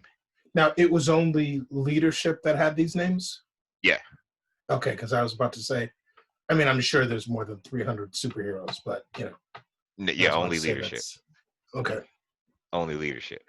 And not everybody knew who the leaders was. Many people, well, like, so the other two people who started it was leaders by proxy of, they got the respective leaders by proxy of they rode in a car with us. Okay. But the reality was, and then we had leaders by city, meaning like we're from K-Town. So if you was from Mannheim, there was a leader for the people for the crew in Mannheim. There was a leader for the crew in Wiesbaden, right? But I and my brother, William Good, we were the leaders. And nobody differentiated between who was who. Okay. Like nobody differentiated, was like, oh, you know, Good is over Ish, or Ish is over, or Mabins, excuse me, Good is over Mabins, or right. Nobody made that differentiation. It was just us. We was always together. We always rode together. It was one of the two of us. You know what I mean? Have you ever been back to one of these cities since you were like no longer active, or like in Germany? Yeah. Yeah. And have you ever seen like, have you ever like run into people who were still active? Active in Timberland? Yeah. So I don't know. I wouldn't know them because they're like, right. They were since you've been gone, like. But about in 2018, I was talking to a friend of mine, Rodney, who was in the Air Force, Special Forces, and he was talking about Timberland in Germany. He was like, yeah, and that crew Timberland in Germany. I was like, yeah. I was telling him, we were at church working. I was like, you know, I started Timberland. He was like, are you serious? He was like, them dudes be wild. I'm like, yeah. I started Timberland. And when I showed him the joint on my arm, he was like, oh. We started it. I know that it's still active. You know what I mean? We started it. We definitely started it. Like most of us ain't even in the military no more. So all of them dudes is new, and they doing stuff. He was telling me they wilding. They're doing stuff we didn't do. Like we ain't go into the economy and mess with like German civilians and stuff. We were a gang, but we wasn't like a gang. Like we wasn't hustling. I sold weed, but we wasn't hustling and doing criminal acts. Right, we was just a crew. You understand what I'm saying? Sure. And we would anytime we had problems with people, definitely. But we wasn't, and a lot of our reputation came from the fact that we had problems with people. and we Right. were very extreme. But you kept it within. You kept it within the military or whatever. You didn't really. Yeah, yeah, Yeah. yeah. Okay. They took it to some other level. They was, I'm talking criminal act. Like I had a court martial as a result of it, but they were actually, and one of us, my man Ramos, ended up going to jail behind Timberland because of something we did. But but they were like, from what I understand now, like it's a real criminal organization in the military in Europe where they go to jail and they're doing egregious, like high crimes. You know what I'm Right. saying? Yeah. So that's what it's evolved to. But even now, like my man Greg Kellogg, who's from Chicago, he's a friend of mine on Facebook. He'll be like, "Yo, OG," you might see him, and that's what he's talking about because I like me and Good are OGs. I Hmm. remember I was talking to him on the phone a while ago, and he was like, "Y'all some OGs," and I'm like, "Man, I never looked at it that way because you know me, Mike. That's not even my character. Sure. That Sure. was a completely different person then." When I was in the army. I was wild, and I used to power trip, but that's not my character. So I didn't even consider like, wow, I am in some regards is especially as regards to that in OG. Mm. You know what I mean? Which is like, Yeah. man, it's like, man, I'm an OG. You know what I'm saying? Like, oh wow, I guess I am. But he brought that to my attention. He was like, you are an OG. Like, oh man, I guess so. You ever write about those experiences? I thought about it. Uh-huh. Because we did some stuff. Like I really thought about it. Like we really did some stuff that's worth writing about. I could write a book about it. And I thought about it. I really thought about it. You know what I mean? Yeah. Because we really, I have to tell you some stories one day, man. We did some stuff. Like That we did some sounds really stuff. juicy. That sounds really juicy because I've never really heard.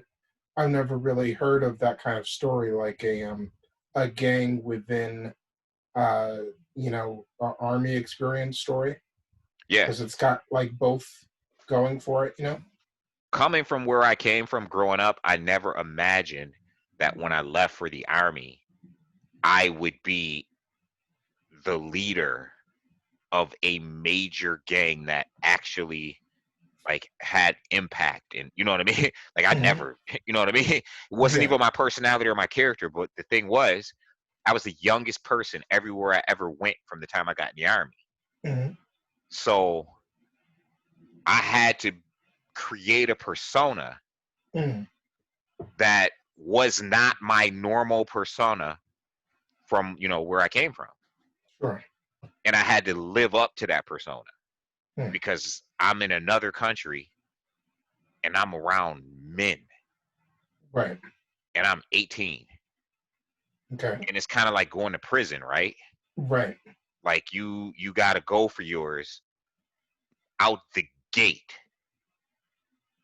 so to speak, Sure. because they'll be eating your food for the rest of your your prison sentence, so to speak, if you don't. You know Sure. what I mean? Sure. So it was like I just developed this persona that was not me. Where Okay. I was just telling somebody this the other day. I was that dude that like I had made up my mind like I'm never arguing with anyone. I know from where I came from the hood, what it looks like when people are going to fight. I Hmm. know the body language. And as soon as I see it, I'm swinging. Hmm. As soon as I see it. Like I'm not even about to, I'm not trivializing it. Soon as I see it, I'm swinging. And I became known for that. And then the problem was, it got to a point where if I swung, everybody was going to swing. Hmm. There were times where I hit people and couldn't even get another hit in. I remember one time I cut my finger across my neck and said off with his head and just watched this dude just get enveloped in blows. Hmm. Him and his crew. That's when I realized the type of power that I had. And I didn't like it, Mike. I'm not glorifying it at Right. all. Right. Because I got to a point where I realized like, one, this isn't really my character. This is who I have to be. Hmm. But power can corrupt. Oh yeah, of course. And it was Yeah. like I can just cut my finger across my throat and be like off with his head, and Hmm. it's about to rain on you. Yeah. Whoa, you know what I mean? Where did Yeah. this come from? I remember Right. when I first got there, people wanted to try me. Mm. Now nobody would dare try me. Mm. You see what I'm saying? Like, Yeah. I remember, that genesis, or that evolution from the 18-year-old kid that people wanted to try and said as much, to the same people, a year later, when they have beef, they're coming to get me. Big dudes. Yeah. Speaking of Queen's rappers, it reminds me of the Sean Money XL interview I was watching today, where he was kind of saying exactly what you're saying, but he was, he had some jail experiences, and he pretty much said what you said. Like from the gate, he had to like be a certain way, otherwise people would take advantage of him. But then he Hmm. compared that to the rap game. He was like, was exactly the same. Like he had phone calls from Suge Knight to like all of these like gangsters like who wanted to try him because he was 50's manager, Hmm. and he was supposed to be like protecting 50. Hmm. So obviously 50 had a lot of enemies. So they were Hmm. like, if they could test this guy, then they could get to 50, but it never got that far because he was about his business. Yeah, that's what happened with me. Like, many times my brother would be like, yo, such and such was like, I want to try. They used to call me Young Buck at first when I first got there, and I was quieter. And it went from me being quiet to people saying, like, 2 years later, like, yo, I like how you rule. Like, this is a quote. Like, you don't ever say nothing to nobody, and then when it's time, like, you shut it down. I'm like, oh, that's my reputation. I remember I used to mess with a girl who used to tell me that people will be afraid to talk to her because of me, Hmm. that I was going to do something to them or something would happen to them. Denise. And I would be like, nah, why? She was like, nah, they don't know how cool you are. But dudes won't even talk to me. And we wasn't even, Denise was my people. She was like, maybe these dudes won't even talk to me. Hmm. Because if I'm in the club and they see you in the club and they saw, like, when you have that type of power, you have, women. Yeah, yeah, yeah. You know what I mean? And, she was like, they see us, they seen us used, interact, or they know that we used to mess around. And whenever you in the club, whoever I'm with, be like, yo, I'm, it's like they cold turkey. Like, I get the cold shoulder. I'm like, for real? She's like, yeah, yep. Because of your reputation. Because I didn't know. Because I wasn't seeking a reputation. I didn't know. Hmm. And I remember when it got to a point where we didn't know who didn't like us. Because no one was going to say it. Right. You see what I'm saying? No one was going to say it. And that's when I realized, when we got investigated by CID, I'm like, this is real. This is real. Like, we making a military newspaper, all of that. They wrote a book on me for my court martial, literally a book, like 400 pages, pictures and all that. Pictures, interviews, anything like that? Yeah, yeah. For my court martial, Hmm. absolutely, absolutely, because it was based around a crime scene. Like, people went to the hospital. Hmm. The MPs had to, fire their guns. It was real. You know what I mean? It was like a book, like a Bible, like, was a book. Like, straight up. That's all I can tell you. It was a book. There's like a dossier on me. That's crazy. Yeah, man. Yep. Did you get a chance to thumb through it, or? Yeah, I got to keep it. Oh, okay. Yeah, it was like a dossier on me. And what it was real. It was real, like that. Real, like, but I definitely remember my brother telling me, like, people wanted to try me, and he was vouching for me. Because when Timberland grew, it was me, him, from our battalion, and two other people who weren't even in our battalion. And as it started to grow, well, he had people from his company that was rolling because they was rolling with him, but not with me because I was the young, skinny, quiet dude from Buffalo, New York, who they used to call Young Buck. And these was older dudes who had been there for like a year or two, or had already done a couple tours in Germany. You know what I'm saying? And you know, bigger dudes who was about their business.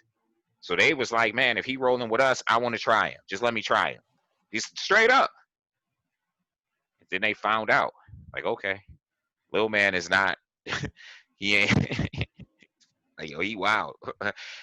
We be ready to fight, but he really be ready to fight. Like, soon as I saw, if I saw you, Mike, and you was like, and you had beef, and you might have been there longer than me, and you might have had a bigger reputation than mine. But if you was with us and I saw you and you had beef or you was arguing with someone, I'm just gonna hit him.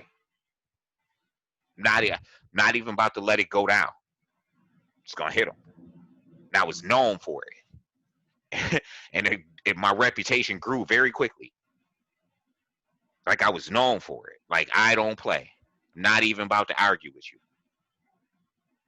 Period. So then it went from the people who wanted to try me to people walking up to me, like, if Good wasn't in the club, you know, because we wasn't always in the club at the same time, because he had this habit of, like, we'd be at the club and he would leave at like 2 a.m.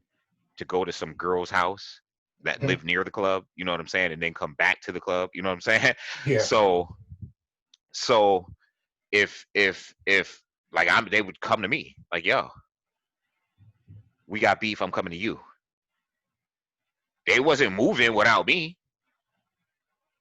The same people that wanted to try me got to a point where they wasn't gonna make a move without me.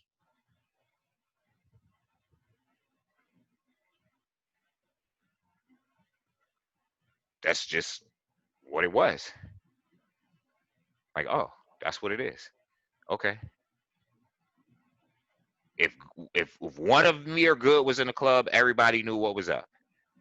Like, we good. Maven's in the club or Good is in the club. We're good. One of the two of them, we call the shots.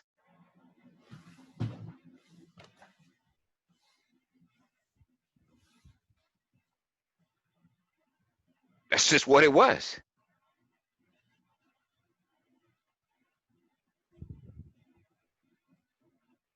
That's just what it was.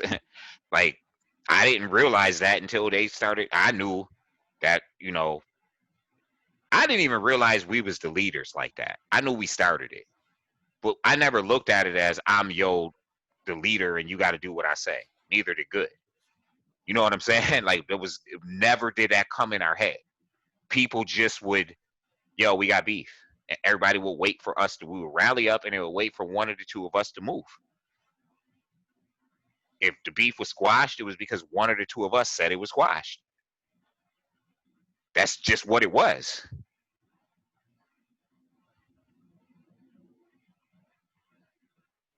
That's just what it was. That's when I started realizing, like, there is power here. And I can power trip. And I didn't like that. I didn't like that person that I was during that time period. Like, I can tell you that. Yeah. I wasn't cool with that. You know, I liked the person that had the ability to rally the troops to defend those who could not be defended in situations like that. Sure. That I didn't have a problem with. A lot of people got knocked out because you just messing with someone who, like, leave that dude alone. He cool, and y'all not just gonna mess. You know what I mean? Yeah. He came to us for help. Okay, we got you. You good. I remember telling a lot of people, like, friends of mine would be like, yo, Mavens, this is my man. And I just be like, all right, dude, good. He one of us tonight. You know what I'm saying? Yeah. And that's what it would be. You didn't have no problems, because if you do, they got problems with us. I remember people used to use Timberland. The leader of the Mannheim chapter, I didn't like him. We started off really cool. We was cool. But, like, you don't live with us every day. You live, like, 20 miles away, right? Like an hour drive away. So we only see you when we go to the club. And he just wanted so bad to be down with us because of our reputation. And he was from Manheim, so he rallied like all the Manheim people that he was cool with, and they came. But his problem was he power tripped in a way that I didn't like. And me and him was cool. We was cool. He was cool with us until I didn't like him. And my peoples was like, Ish, let it go. So I did, but I didn't like him. And and the reason why I stopped liking him is because I remember one time we was at a club and we were in the front. We were inside the club, but we weren't in the club portion. We were in the front by the door where they were letting people in. And I was waiting for this girl named Vanessa who was in the line to come in.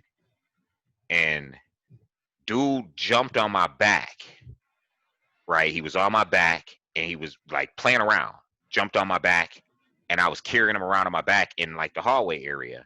And as some dudes was coming in, the dudes was like, man, they gay. So my man, he gets off my back and he's like, yo, you don't even know who you talking to. Talk about me. You know what I'm saying? Like, cause I'm somebody, not tooting my own horn. I'm just keeping it real, Mike. You know what I'm saying? So dude jumps off my back and he says to these dudes, he's like, you don't even know who you talking to. He's like, we'll have this whole club. We'll have everybody up in this club come out here and, F you up. And I'm standing there looking at dude as he's saying this. And I'm thinking to myself, why would you say that? Like, I don't even get down like that. I don't care what these do. You know what I'm saying? I don't. And I realized then, and my words came back to be true when I used to tell my people, like, yo, I don't like him and this is why. And he got us, and he would get us in situations that we just ain't have to get in. Right.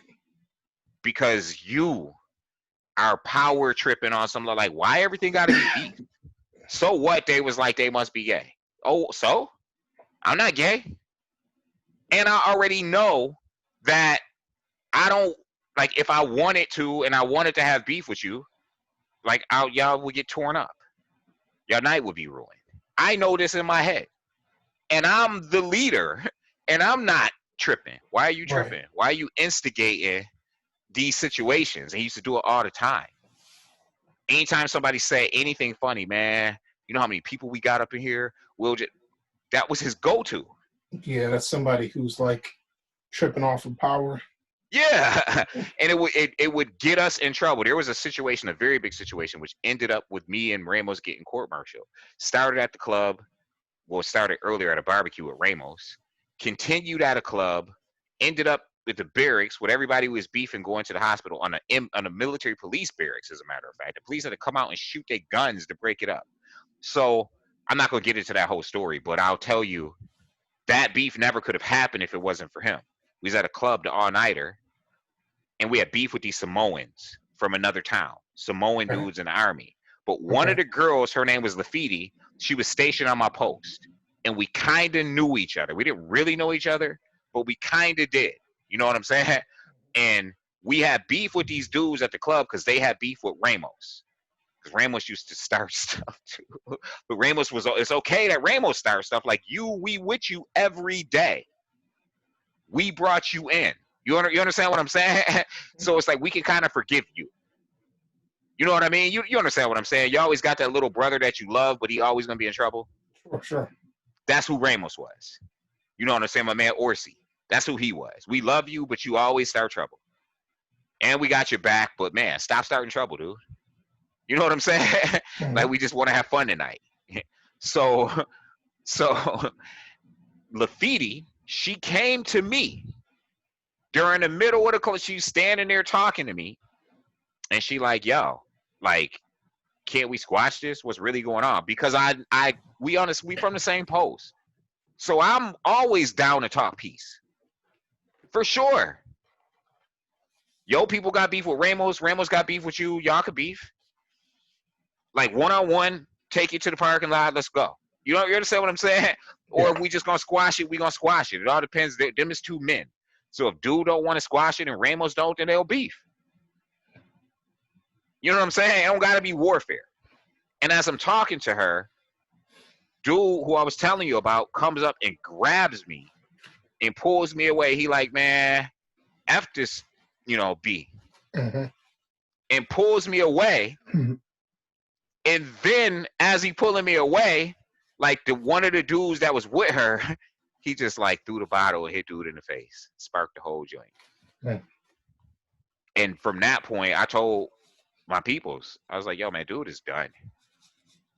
Like Ramos went to jail and we never saw him again.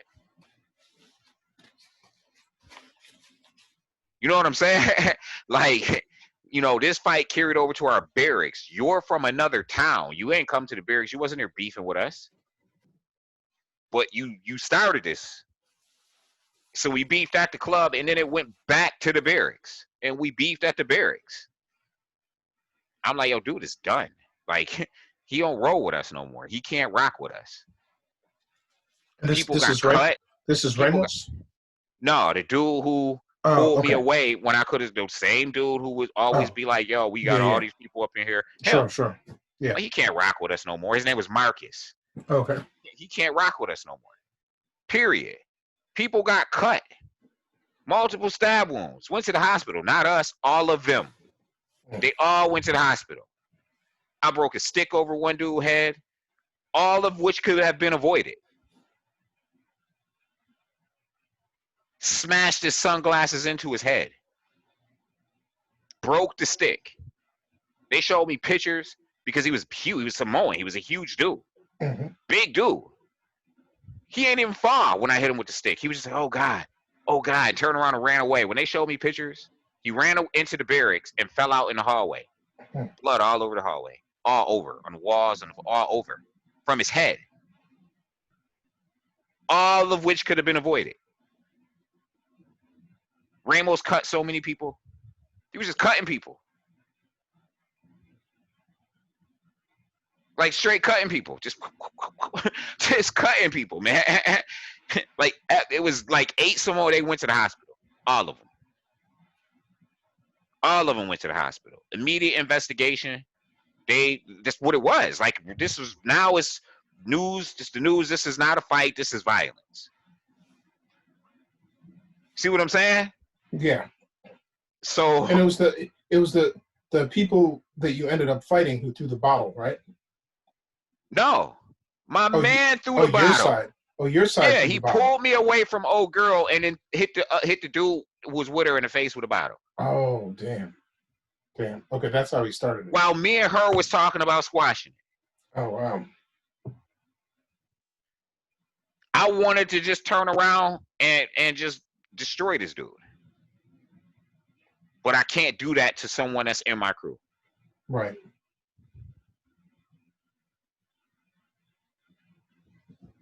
Not in that moment, at least. You see what I'm saying? So that was the last straw. After that night, he was done? Yeah, he was done. And they was trying to plead his case. But it was like, I looked at my brother. I'm like, yo, I'm telling you, it's no way. I said, if dude ain't done, if y'all think it's going to go down like that and he ain't done, the next time I see him, I'm going to punch him in the face myself. And then what? Good was like, man, don't do that. You gonna have Timberland. You gonna split Timberland. I'm like, you think I'm gonna split Timberland? If I punch this dude in his face, who you think Timberland is rolling with? We're Timberland. Like, what you mean? Yeah, don't do. Okay, well, he done. Or I'm gonna just punch him when I see him, and that's what it was. And me and Good used to argue all the time. We used to have to close the door and be like, yo, what is it? Ain't nobody here. You know what I mean? That was my brother. Like we could close the door and handle business. And then when we open the door, we good. You know what I mean? But we can close the door. Like we used to get into it. Yeah, because we would disagree. And not about a lot of things, but about certain things. Good liked Marcus. Marcus was a cool, fun dude. He really was. But that part of him, I could not forgive. Ramos went to jail. People got hurt. Yeah. And it could have been avoided.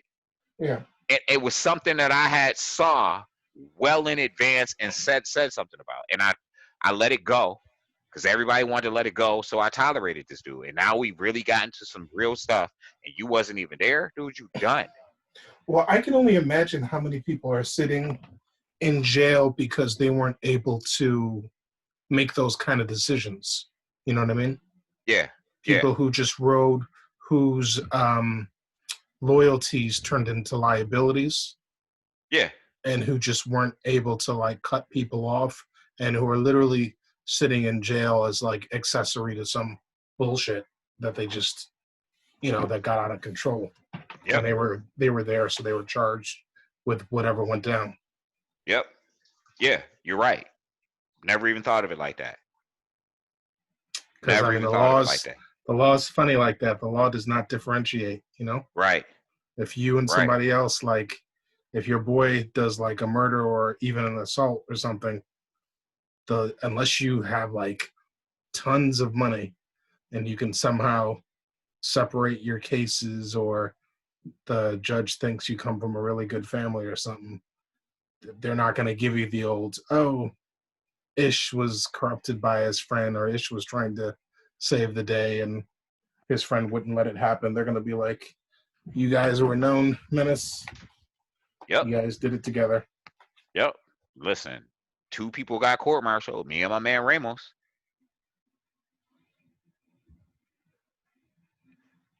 That's over that offense. I ain't lose my. I didn't get kicked out of the military. Mm-hmm. Ramos went to jail, but Ramos stabbed people. Damn.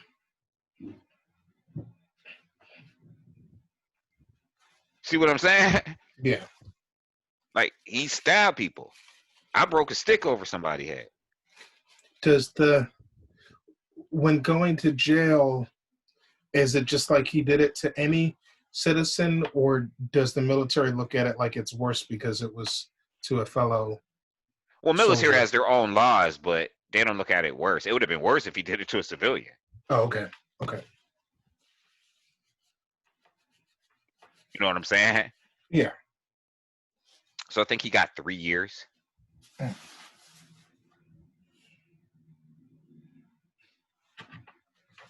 You know, but he made a deal, so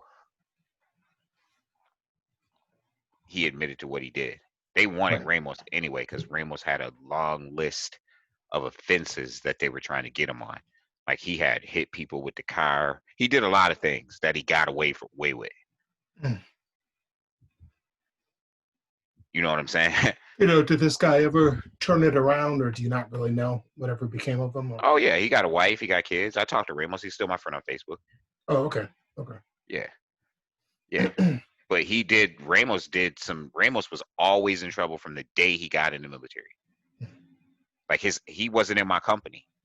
And Oh, his okay. whole company, his whole entire company, he had beef with. Mm. We had beef with his company, and he was in our crew. But Wow. our crew had beef with his company. Wow. So he worked with them every day, lived in their barracks, and ain't have no friends in his whole company. He would come hang out with us and sleep in my room. Until the point where his company realized, I remember they got deployed to Saudi. That's when we had that beef on the MP barracks, and it made the military newspaper worldwide because military newspaper. So they came back from Saudi, and they were the next biggest gang, 1st and 7th Air Defense Artillery. It was like the next biggest crew in the area, and we had always had beef with them. We all knew who each other was because we was on the same post, right? So when they came back, they came to us and was like, not only do we want to squash the beef, because our reputation, it was over the course of the year that they was deployed in Saudi, our reputation just was ridiculous. I mean, we made the paper. We was way more extreme than y'all. Mm-hmm. Ramos running people over with cars, putting people in wheelchairs. We tearing clubs up. Like we was extreme. If you have beef with us, you won't have beef with us tomorrow. Period. You know what I'm saying? Like Yeah. that's just what it was. We're going to end it. It ain't just we about to fight you. It's gonna be extreme, leading up to these people all going to the hospital on the MP barracks parking lot. the military police parking lot. So when they came back from Saudi, they came to us and was like, not only do we want to squash it with y'all, any beefs that happen in K-Town, let us handle it so we could kind of reestablish our reputation. Literally, that's what they said to us. I thought that was so funny.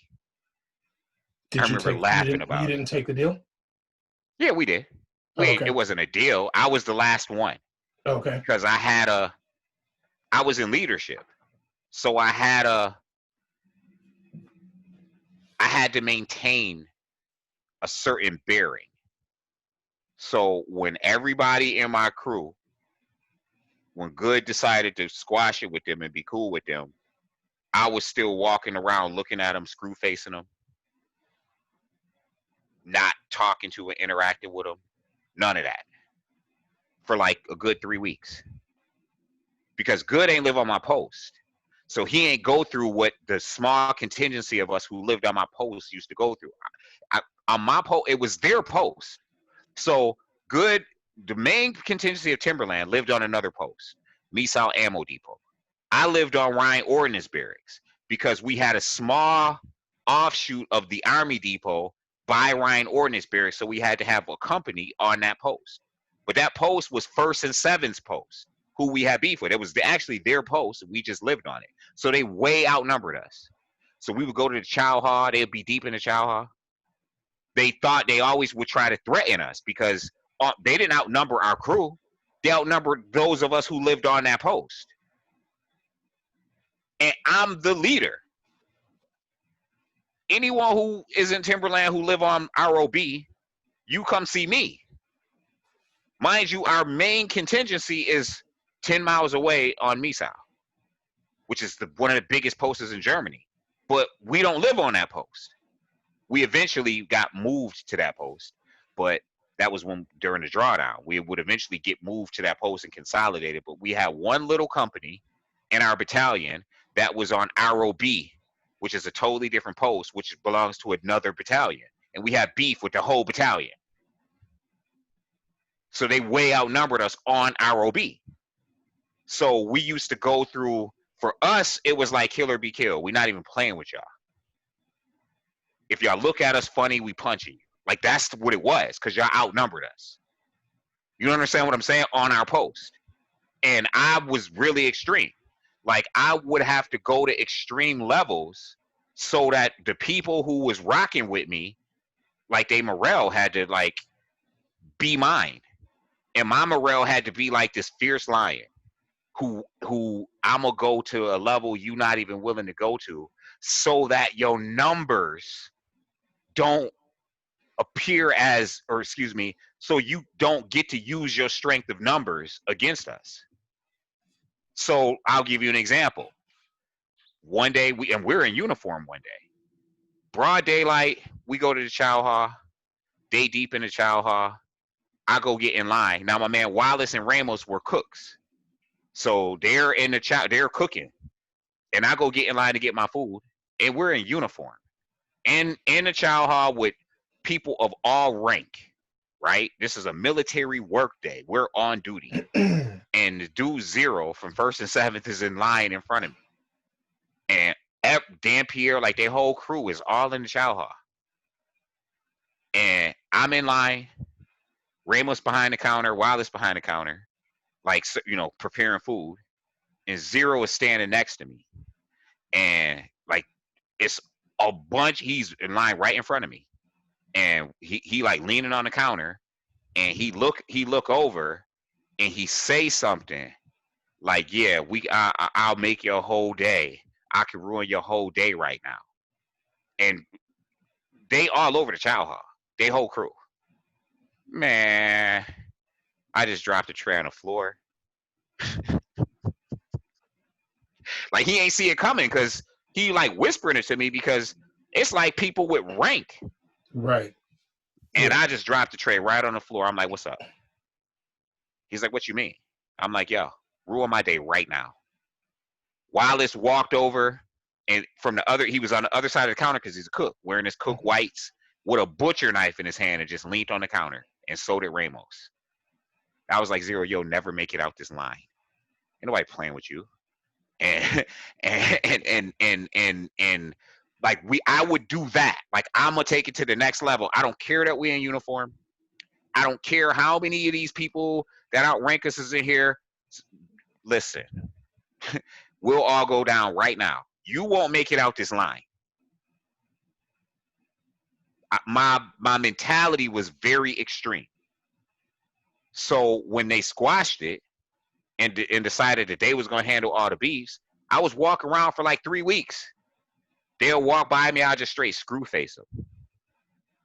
Straight up. One time, it all ended in the club one day. They had a Mexican dude, they called him Rosie. He was like one of their big time beefers. Like, he could fight.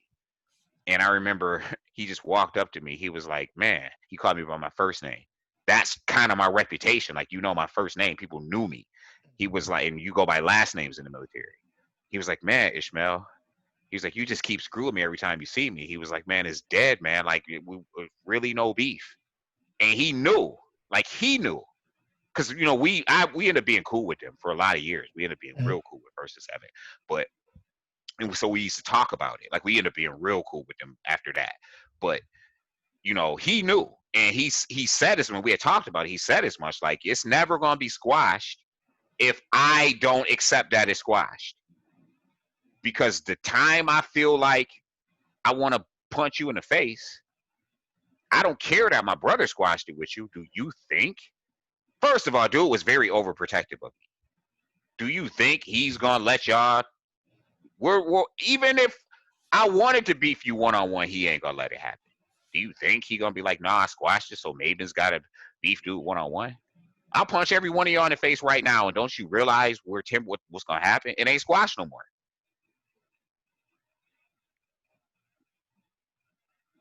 You see what I'm saying?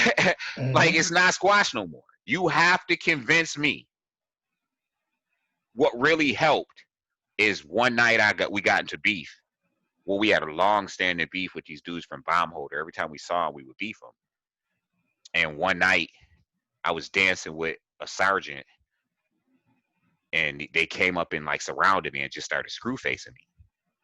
So that like really pissed me off because my man had got jumped earlier by these other dudes who he was coming to the club and they was leaving and they saw him and jumped him and left.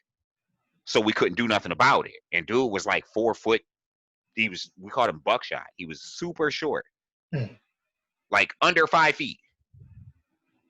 You see what I'm saying? Like, so, but he could beef. But he got jumped. And I remember him walking up to me telling me, he was like, man, they jumped me. I was pissed. So I'm dancing with my peoples, and these other dudes happen to surround us. I look up, and they, not us, me and her. I look up, and they surrounded me on the dance floor, like 4 of them. So I'm like, all right, now I'm really mad. So I walk off the dance floor, and I remember Sergeant Lightfoot was like, no, maybe it's just, and I'm like, nope. I walk off the dance floor and out the club. And as soon as the way I'm walking, my people just start following me. They see me moving a certain way and they follow me. And these dudes get outside and he threw his drink at me. He had a plastic cup with a drink and he threw it at me and I punched him in his face. And before I could do anything, Zero from First and Seven, who we used to have beef with, just like leaped in front of me and started wailing on dude. All right, now it's squash. Now we good. You know what I'm saying? And the reason why I would find out later, this girl that I used to mess with named Valerie, who was in a company. She's my friend on Facebook too. She was in a company. She used to tell me, she was like, yo, like Zero just be talking about y'all all the time, and not in a bad way. After we did what we did on the police barracks while they was in Saudi, they was like impressed by that. You know what I mean? Wait, so the trouble that you got into? Yeah, they was impressed. You know what I'm saying? So they was like, she used to tell me, she was like, yo, they just all the time, they be like, man, and Mavens and Good and Timberland, they just, yo, they don't play. Like, if you, like, stuff like that. And I'm like, really? And she was like, yeah, they just all the time. Okay, so that helped too. You know what I'm saying? They really was trying to go out of their way to show us that they was as dope, you know. And I'm not saying that they wasn't. They used to hold that we used to beef with them. It wasn't like we used to just whoop them out. We was on the same post. So y'all coming back tomorrow. Unlike all the other people we beef, we're gonna have to deal with you tomorrow too. You know what I'm saying? Yeah. So it wasn't like, you know, y'all was just weak and we was just thumping y'all out every day. It was pretty much equal in that, you know, you win some, you lose some, so to speak, because y'all at some point we're refining each other, right? As new people come to y'all company, you know, from the States or whatever, that y'all get bigger. You know what I mean? And at some point we begin to refine each other, you know, from beef. You know what I'm saying? Yeah. So it wasn't like they was weak. I would never say they was weak. I wouldn't ever say that about them. I would say that they weren't willing to go to the extremes that we were, thus that gave us the edge. You see what I'm saying? Yeah. But that was their fault. And that was why we was so much better than every other crew we ever encountered, because of them. At least the contingency of us were, because we was outnumbered by y'all. So y'all put us in position every day where we had to be extreme. And that just carried over into every time we had beef. You see what I'm saying? Like, we can't just beef y'all. We got to go take this to the next level. It ain't just going to be we got in a little fight. We about to tear everything up. Flip your car. All of that. All of that. Like, we did all of that. People got hit with cars, like, straight up. Ramos hit that dude with the car. Dude went over the whole car. Then he backed up and hit him again. Yeah. Put him in a wheelchair. Not for the rest of his life, but temporarily put him in a wheelchair. Dude had it coming. Like, Ramos was leaving because we ain't want to beef. And we had beef with these Air Force dudes, white dudes. And we ain't really want to beef that night. So Ramos was like, I'm just going to leave. Not that he was running, but they wanted to beef him. And we ain't want to ruin the night because you got beef with these dudes, these white dudes from the Air Force. We was all like that. And we would have. But even Ramos was like, yo, I'm just out. So he took, my brother gave him the car keys and was like, just bounce. And when the club over, just come get us. Well, they followed him outside and tried to block him in with their bodies. And they had hockey sticks. Well, what would you do? You know what I'm saying? Yeah. Rainbows put that joint in drive. Bloom. He hit yo. Then he backed up because he had to. You know what I'm saying? He pulled out too far out, hit dude. Dude went over the car. Then he backed up to turn so he could drive out the parking lot and hit dude again.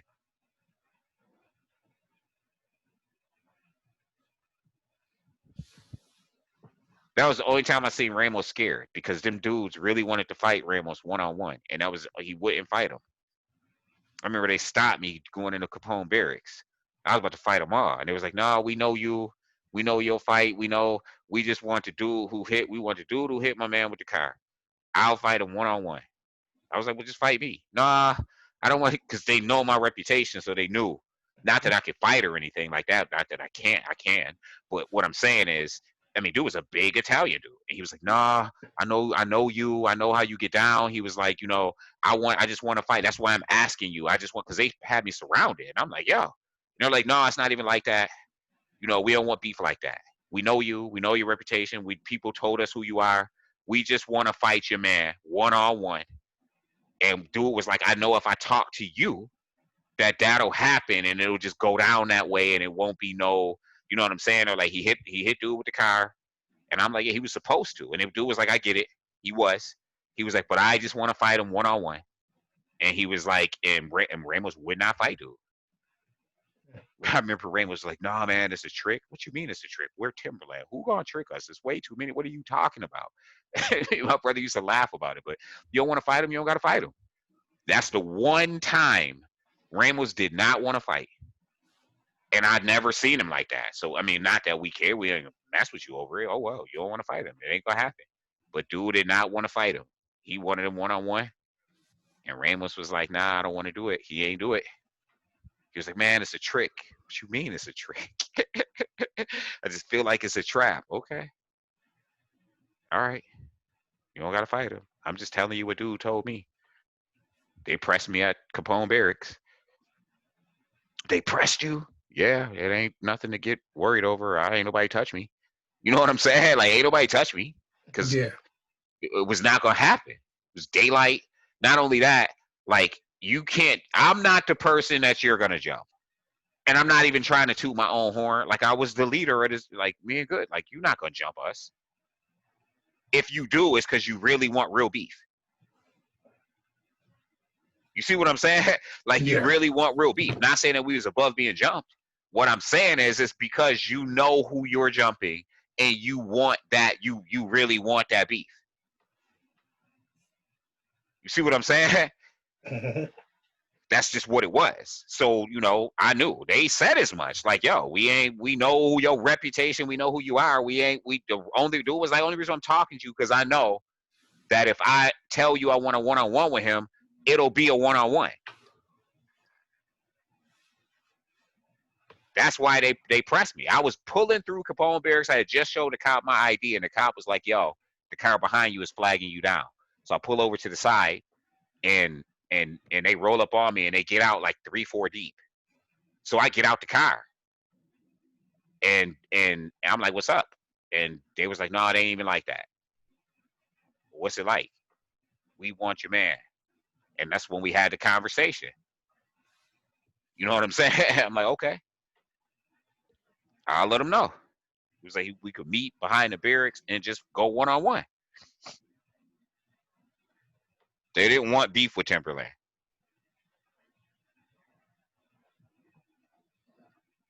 That's just what it was. They didn't want beef with Timberland. They wanted to fight Ramos. Okay. That's what it is. That's what it is. But I remember during that fight, so the fight started because it was a fight, right? But it wasn't a fight that got the club torn up. So it was what happened was me and Ramos was sitting in the casino side of a club. And Ramos had this German girl who was really pretty, had a really nice body, and she happened to be wearing white leggings and black thongs. So you know how that works, right? You can see you can see your thong. Yeah. Yeah. So me, him, and her are sitting everyone's in the club, and him, and her are sitting in a casino having drinks because it was like a casino at the NCO club. So she goes to get up to get a drink, and these white dudes at the table next to ours are like, "Holy thong, Batman," about Ramos' girl, and Ramos got mad, which I get it, like you disrespected my girl. Mm-hmm. So Ramos gets mad, and it's me and Ramos and like 4 or 5 white dudes, maybe 6, sitting at the table. So I'm the type of person, if we got beef right now. I don't got to go get everybody. Ramos gets up and he was like, "Man, I'll be back." I'm like, "Dude, where you going?" He was going to tell everyone he had beef, which I don't understand how that works. If I don't like you, Mike, I don't like you right now while you're in front of my face. Mm-hmm. I'm not going to go get my crew to come back to not like you. You see what I'm saying? Yeah. So I'm sitting at the table by myself while Ramos go get everyone. And then Ramos walks up to one of the dudes and punches him. So now it's not a full on beef. I knew that they were scared though, because I remember one of the dudes picked up a bottle. Like I didn't punch anyone. Ramos and the dude kind of got into a scuffle. We broke it up and Ramos left so that we ain't get into a real beef. But I remember one of the dudes picked up a bottle and I was standing next to him. One of their dudes picked up a bottle and I looked at him and I just took the bottle from him. I just took it from him. And he just kind of like stood there like he ain't know what to do. And that's when I realized, like, dude, like you're not even built for this. You just a dude in the army, you're scared. Or in the Air Mm-hmm. Force, you're scared.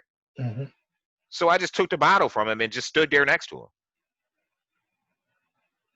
I just took it right from him. Like I literally just took it from him. He picked it up and I just took it from him. And he let me take it from him. And he didn't even know what to do. And that's not my character. Not about to do anything to you. You know what I'm saying? Yeah. You're not gonna hit nobody with this bottle, but I'm not gonna do nothing to you. Don't worry about it. And I stood next to him, and ain't nobody hit him. You know what I'm saying? Like, I just stood next to him, and they broke up the scuffle, and Ramos was like, "Yo, just leave, so we could keep having fun." And Ramos was like, "Yeah, I'm out." Took his girl, and then went outside and hit the dude with the car.